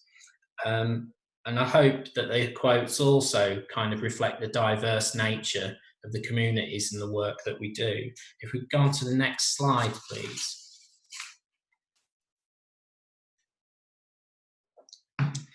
So if relationships are our mechanism for promoting resilience, today I'm going to focus on 4 core thematic areas. Findings from this work has particular implications for accessing, supporting, but perhaps most importantly, understanding the communities that we work with. The 4 themes that I outlined today are not insulated from each other. They interact and they hopefully have synergies with some of the other presentations that have been taking place this afternoon. They're grounded in the work of TED, from age-friendly businesses, friendship groups, and the diverse projects of our 5 delivery partners, and also our more recent Connected offer as we moved into a transition stage during COVID. The first theme focuses on how services reach out through person-centred work and how this is important in building relationships. The first theme also shows that sometimes we refer to groups as hard to reach, when that really does shift focus onto beneficiaries to engage rather than services to innovate. The second theme also explores how activities are important mechanisms for attracting people to events and bringing people together. This learning includes place-based meetings and events before COVID, as well as learning from virtual or remote events during lockdown. And these can be held via social media, conference calls, as well as some socially distanced visits. Theme 3 concerns how the role of local awareness builds credibility in social networks, and how this is vital in engaging people over time, aged 50 and over. And it also intersects strongly with the final theme, which we've heard a lot about today, which regards digital inclusion. And this is featured quite frequently in Aging Better reports, the work of our 13 Aging Better partners, as well as the TED programme specifically.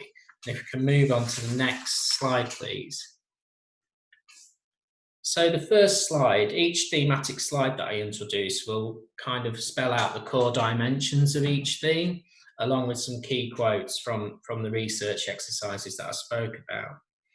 Our work in East Lindsey is underpinned primarily by the time taken to understand and reach people in our communities before the pandemic, and the longevity of funding and the wider Aging Better programme has given a really distinct opportunity to do this since 2015. The relationships that TED has developed in earlier years have been and remain crucial to ensure ongoing engagement with our communities, as well as understanding the people that we work with, as I touched on before. This understanding is the bedrock, really, of person-centred services, especially where services have to adapt rapidly to COVID. So these are not just crucial in bouncing back, these relationships are also crucial in planning ahead and moving forward beyond COVID if the opportunity arises. And all our learning reports that are featured on our website indicate the personalised way in which TED works with people aged 50 and over. COVID's highlighted how important this is in designing and providing a mix of service offers. For instance, friendship groups, delivery partners have all included one-to-one and group contact in a variety of ways, and this includes, for instance, digital support, telephone contact, and wellbeing visits. And this is a blended approach, and Ruth Bamford touched upon this earlier in the session about how these modes of support have helped people get food and essential to also move into communities of interest and developing sporting memories and quizzes, as some of our providers have done. Engagements also included working with different parts of the community, and the dimensions that feature on each of the slides are also routes to inform how we can develop policy and inform policy on a wider scale. And this again is reflective of the test and learn approach of Aging Better and TED as well. In the context of person-centred work, TED's commissioned projects that have focused specifically on men. We've recognised since programme inception, and this is a national issue as well, I think, that men have been required more innovative ways to engage in service provision. And like the programme as a whole, these services work with service users, collaborating and co-designing and developing a further insight not only into needs, but also kind of preferences of communities. And the theme, this just as a final point on this theme, the idea is also accompanied by some research that Dr. Anna Tarrant has done at the University of Lincoln. Anna's work primarily centres on young fathers, but I think what TED has shown is that people are not necessarily hard to reach when when services reach out and engage with them innovatively. If we can go on to the next slide, please. So as I've probably just indicated, activities have been essential in engaging communities and also maximising and continue to maximise the relationships between people in groups and across communities. All of the case studies that we received from delivery partners emphasise the role of activities and also the accompanying word of mouth that promotes their engagement. Services have adopted partnership approaches before COVID and especially during COVID. So they've been able to cross-refer and promote different aspects of TED service delivery. And to return to male service users, projects such as Men Do, which is run by Carers First, and other projects such as Magna Vitae's Chaps have recognised that diverse activities are core to engaging men when more traditional coffee mornings may not have led to their engagement. And our telephone interviews have also highlighted how group members are initiating and designing activities and showing self-sustaining traits. And this has been in part credit to the kind of prior resource and support that TED supplied friendship groups in the form of a friendship officer. And this contact is going to be crucial in further supporting the transition to full self-sustainability. For instance, other examples of their innovation includes friendship groups maintaining in contact with other members of their groups and looking out for what they perceive as quite vulnerable people. So importantly, though, and perhaps crucially to how we engage service users, the activities that TED has run are not necessarily seen as a support need. They're a draw, as Liz has talked about from the University of Lincoln. So in that sense, the draw to the service is not necessarily somebody who is seen as needy or dependent on the services. And they've continued to use different methods to kind of continue engaging these individuals during the time of COVID. So the delivery partners, particularly in their case studies, highlighted that there's been a different, there's been a snowball effect really with individuals taking part in activities, that this kind of rolls on to other friends and contacts joining in.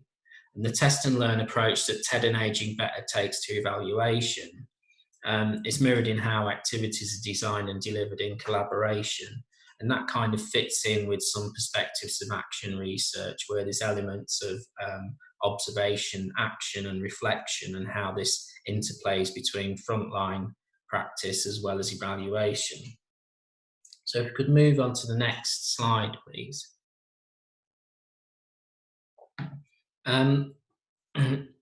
So the prior themes that have looked at person-centeredness and the role of engaging people through activities, and this theme emphasises on the role of credibility and how this relates to social networks and local awareness. All of our evaluation and monitoring exercises support the idea that grassroots activity has been instrumental in accessing our communities, both in the short term and the long term. Projects engage with service users over time, and this has given real insight into how the complexities of needs, as well as individuals' preferences and strengths, come to be known strategically as well as locally. Our learning has showed, for instance, that when services are seen to have buy-in to the communities, developed through time, activities and person-centred approaches, this has got other snowball effects, generating credibility through wider networks and not just with people aged 50 and over.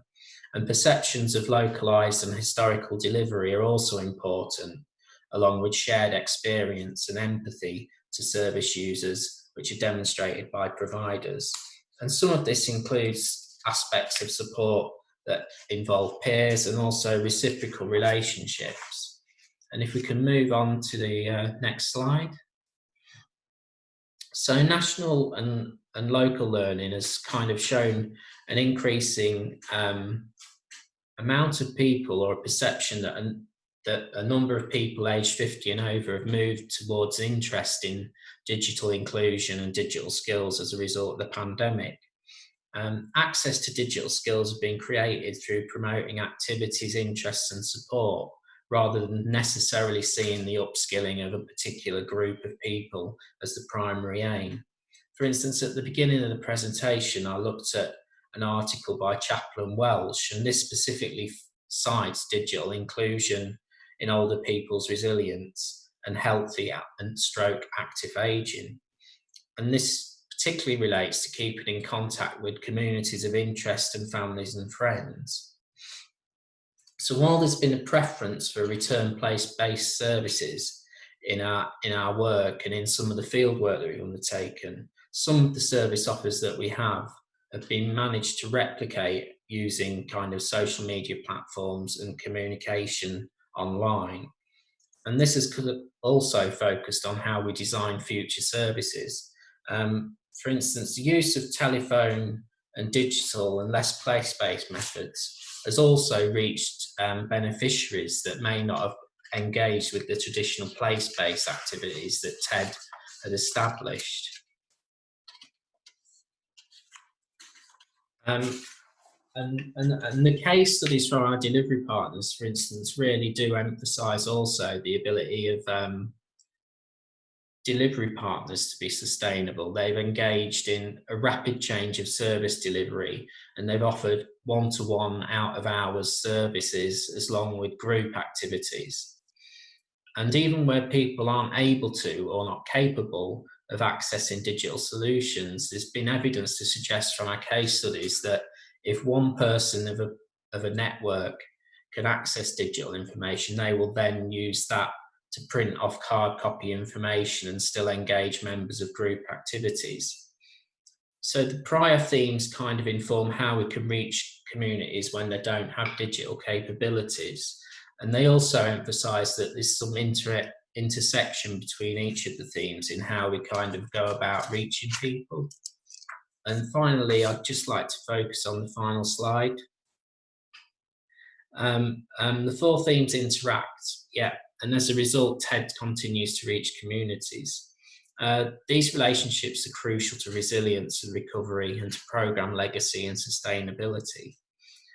TED provides strategic added value through its grassroots interface. And this is influential not only in kind of understanding the needs of communities, but also in developing a relationship where we see the nature of needs shift over time. And delivery partners have reported on this in case studies and also in some interviews.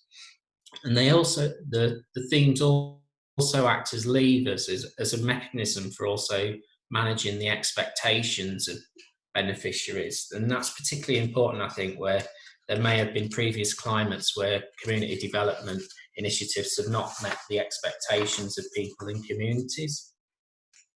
So due to the cumulative effect of these themes, I would say TED's in a distinctive position to influence resilience and recovery, but also at a policy level. And I think that's me. So thank you. I'll hand back to Michelle, and I think got some questions.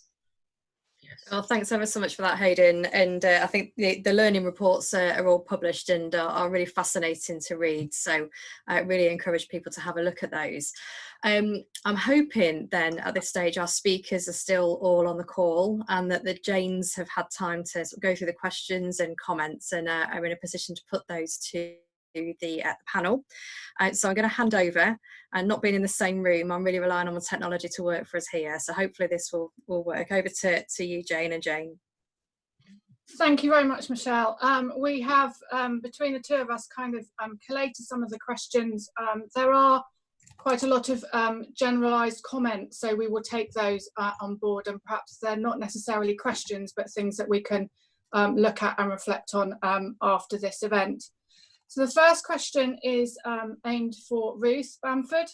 There are kind of sort of two questions within this one. I apologise. So the first one is how do the TED activities compare to other Ageing Better programmes, and what might influence your answer on that is another linked one, which is, would rural and coastal sparsity be a factor here perhaps, and have we considered twinning with other rural coastal settlements? So I am sorry for that one, but it's how do TED activities compare to other Ageing Better programmes? Ruth.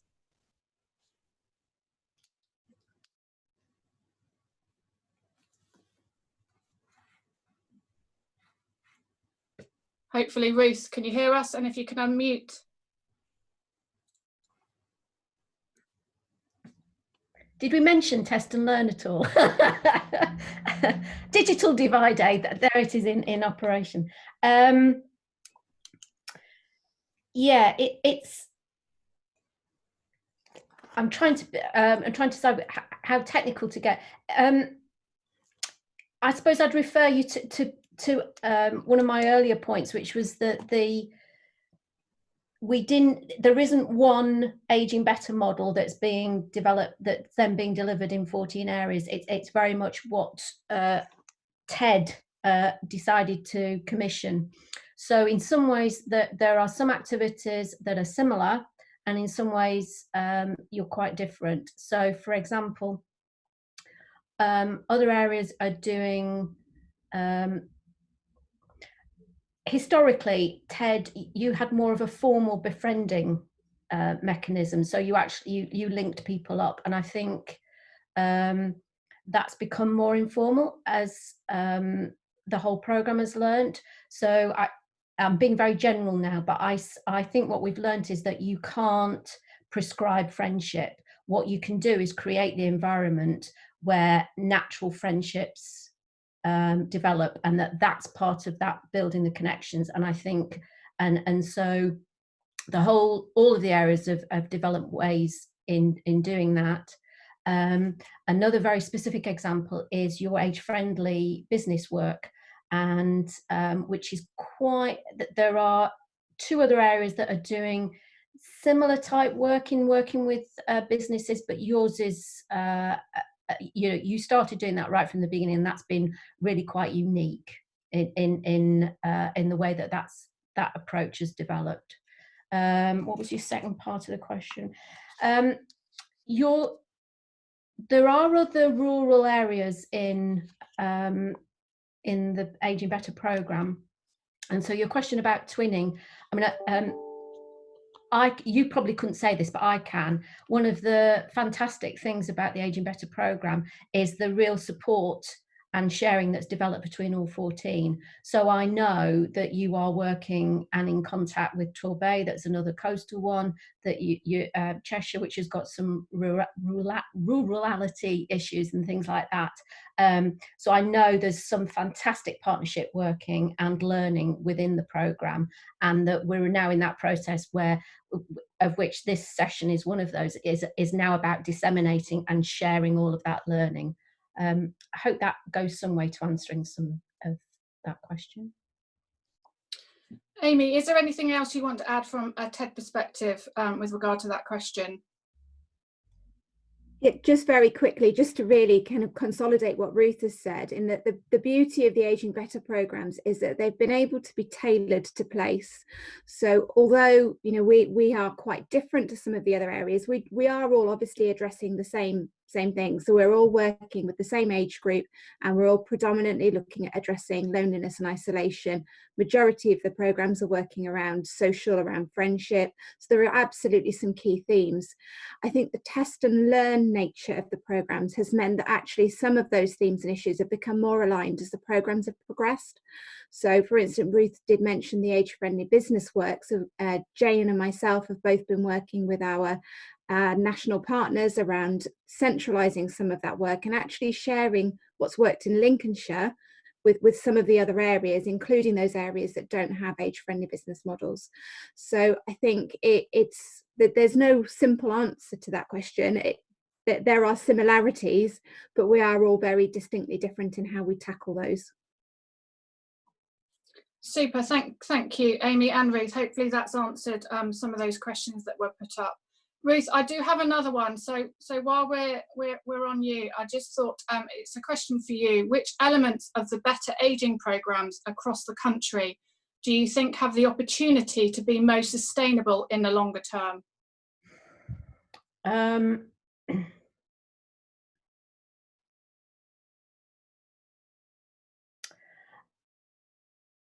I think I suppose it will follow on from Amy's. I feel very passionately that it's not about there is an age, that there are some key principles to Aging Better. So person-centered, holistic, but then it is very much about doing the right thing for the right place. So I really don't think we're about a model.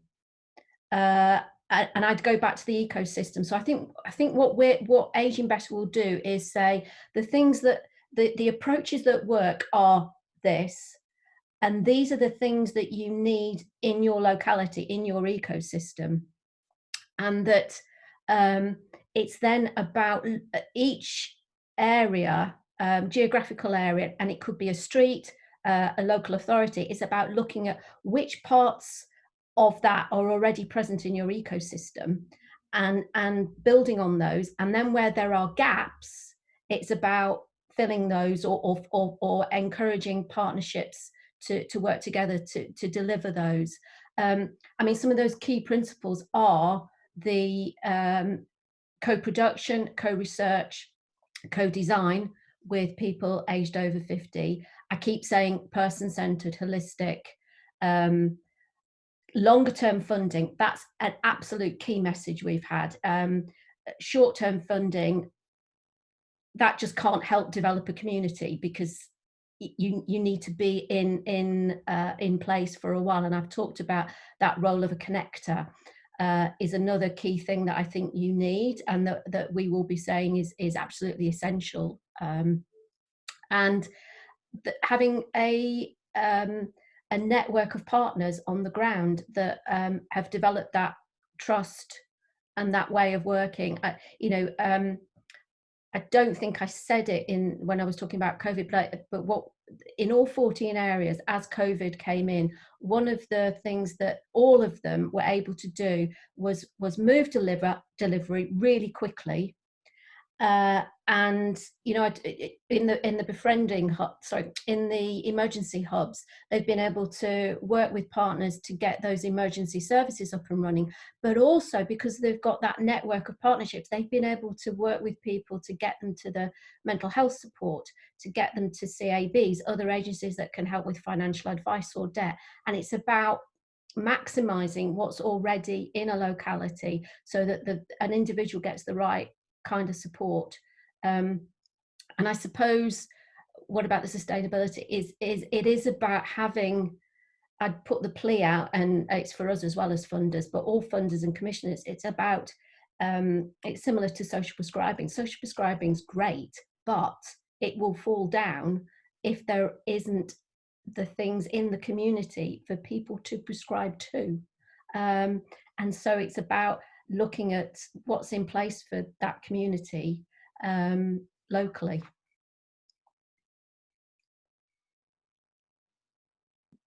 Thank you very much, Ruth. I know that Jane, the other, it's confusing, isn't it? Because there's two Janes, but the other Jane is going to ask a question. Okay, Jane B and Jane A. Okay, so this one is initially for Hayden, but it might be that the other speakers may want to comment on it. So Hayden, this is from Julie Green. Has there been any feedback on the way in which people access information and advice about services? Where, by which methods? So the example given, digital. So it's the digital question again. It's how people are getting the information. Yeah, it's an interesting one, because I think there are those people out there who have preferences for different type of social media. I think what we found in TED is that a lot of the people aged 50 and over prefer Facebook to, say, Twitter. But I think some of it also has to do with the networks that we've developed in face-to-face services and how they act as kind of gatekeepers for people accessing digital applications. So this has been particularly relevant with some of the work that our delivery partners have done, Links Digital, for instance, looking at getting people essentials during lockdown. So kind of using those local relationships, those really good reputations to kind of engage with people, to kind of feed them in to take up digital skills. I think some of the case studies have also shown that kind of word of mouth and some of the preferences of service users have included conference calls. So there's not been a sole reliance on kind of online technology. Conference calls have been really good in engaging small groups of peer support and kind of camaraderie during our services. And I think some of that has picked up in delivery case studies by Carers First and Magna Vitae as well.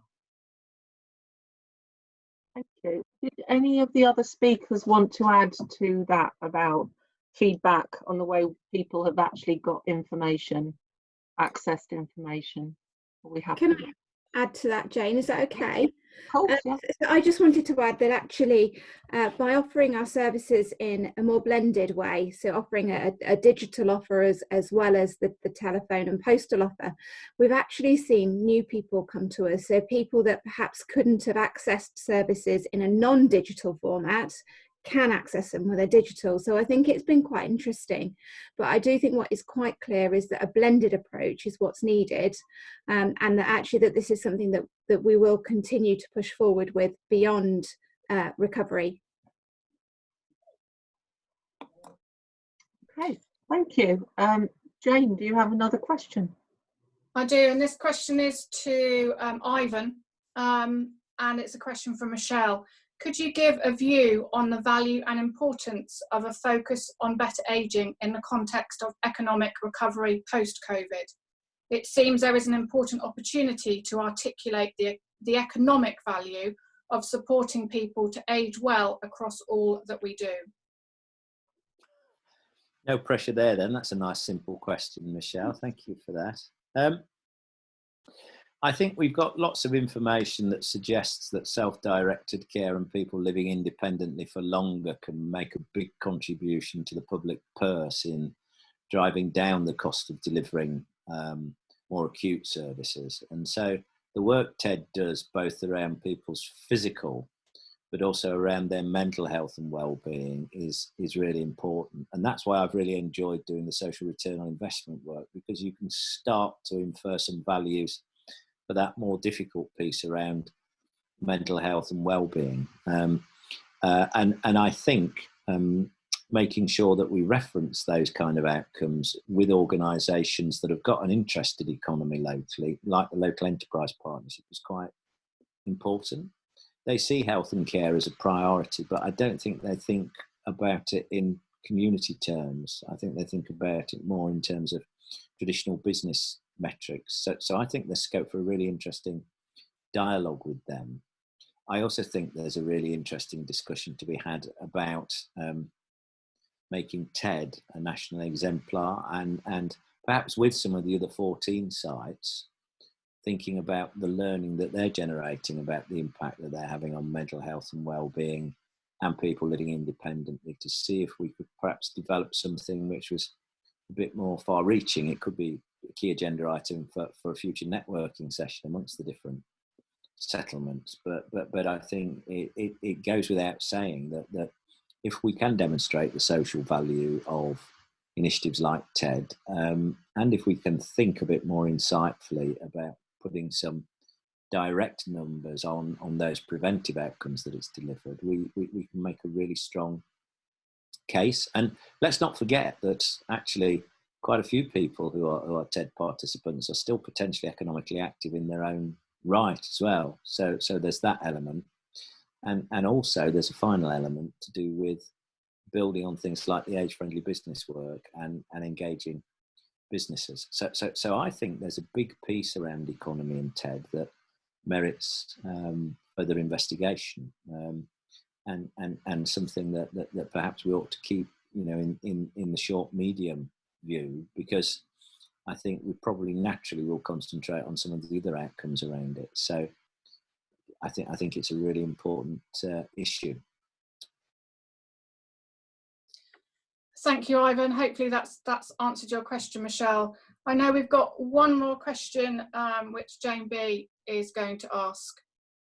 Okay, I can't but help, we're a bit like the two Ronnies, but two Janes. Anyway, showing my age there. Okay, so this was a question that was posed by Tracy Wilkinson, and it's for Natalie. And it was a question that came up in your session, Natalie. And it's looking at the results of your survey. Tracy observed that it was interesting that the majority believed their finances would remain unchanged. The question is, do you think the impact of the pandemic hasn't been fully realised? Short answer, yes, or no, whichever way. No, I don't think the full impact has been realised. So I think this was done, the survey was done in May, So things may have changed for people, I think, but there are, for a lot of people for who've already made preparations in later life, or their income hasn't been affected. If you think 50% are key workers, most key workers who are still continuing to have a really valuable role to play in the economy, of those who are working, I think it's a mix of people who'd already retired and were doing okay, and those people who were already in work and who didn't see a problem. But I think it's true that as October has neared, those people who were furloughed or in insecure work are more aware, and also people in terms of hospitality and tourism, which, you know, disproportionately affects coastal and rural areas as well, are becoming aware that actually recovery is not a bounce, as you've called in your title. So I think it's a mix of all of those things. Some people are going to be okay, and they're more concerned about their children and grandchildren and nieces and nephews, but others for whom, yeah, it's only just becoming apparent. Thank you. Thank you very much. Hopefully we've covered some of the questions that have been asked via chat. As I said earlier, there are quite a few comments, and we will take those forward and review after the event. But if you have any more questions throughout the remainder of this time of the event, or likewise if you have any questions when you get a post-presentation pack, which I know there's been a few questions on chat about, then please don't hesitate to contact us, and we will endeavour to get those questions answered by whoever we feel it is right to answer those questions, and we will respond to those after the event. So if everyone is okay, I'll hand back to Michelle. Thank you very much for that. Really, just to finish for me, a huge thank you to all of you for attending and for contributing today. I know it's a really different way of doing it via Zoom, but I really hope you found it interesting and helpful. If you have, and if you'd like to learn more, please do keep an eye out for those follow-up learning events, which I understand will be quite specific on the various elements of the programme, and they'll be hosted over the coming weeks. I've mentioned a couple of times those learning reports, and there are also some emerging toolkits, and they're really designed to ensure that those learnings from TED can be shared and replicated elsewhere. For example, the age-friendly business model really is gaining momentum in East Lindsey, and there's a toolkit nearing completion that really can support the implementation of that model elsewhere. We've talked a lot about testing, learning, moving things forward, and we're now exploring how age-friendly businesses can become age-friendly employers, how they can support people to stay in work, to go back to work. Really, really interesting area of work emerging there, and also in some of the other areas across the country. And similarly, we know that there is really fantastic work happening elsewhere across the county and beyond. And I think I speak for all of us when I say we'd love to hear more about your own work. And as we look towards a Lincolnshire-wide focus on better ageing, these insights will be really, really key. So just some reflections on what we've heard today. We know that people are living longer, and clearly it is in all of our interests to embrace and support an ageing population if we're going to help each other to maximise healthy, happy and active lives, which is what we really, really all want to aspire to have.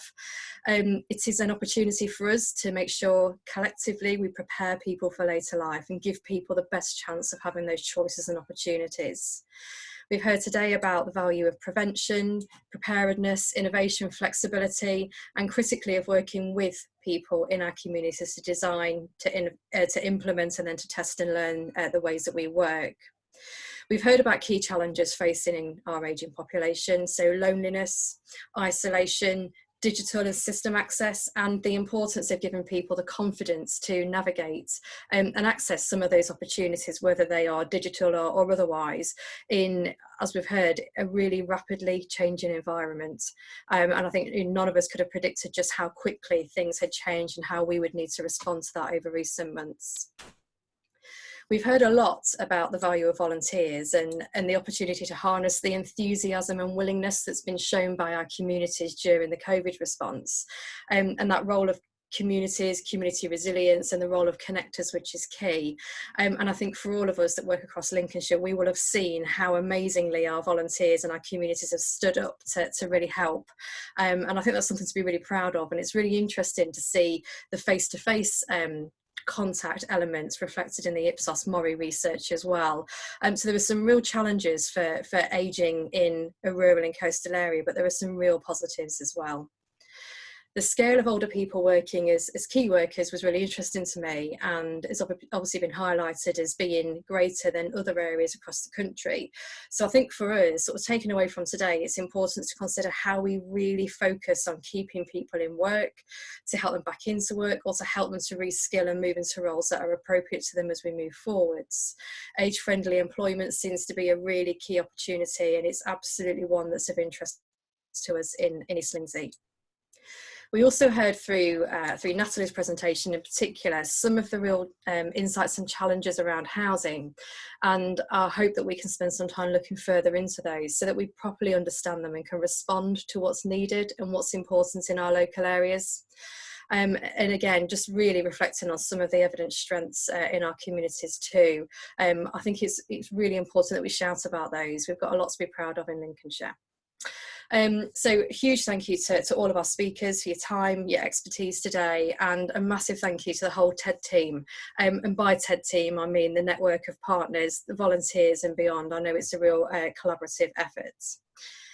Before we finish, I just wanted to go back to the so what point, and with a real focus on people, because last year I was fortunate enough to join some of the TED volunteers over Christmas dinner, which was hosted by one of the age-friendly businesses.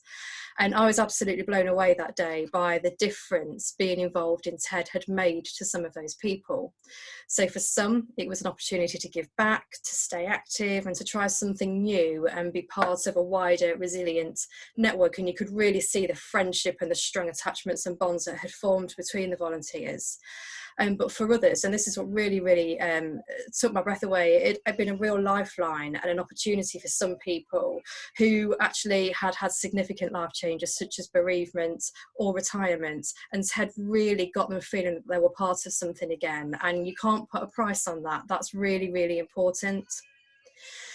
We believe in East Lindsey in supporting people to live and age well, and we'll constantly try to find ways to do that across all of our services and all of our partnerships.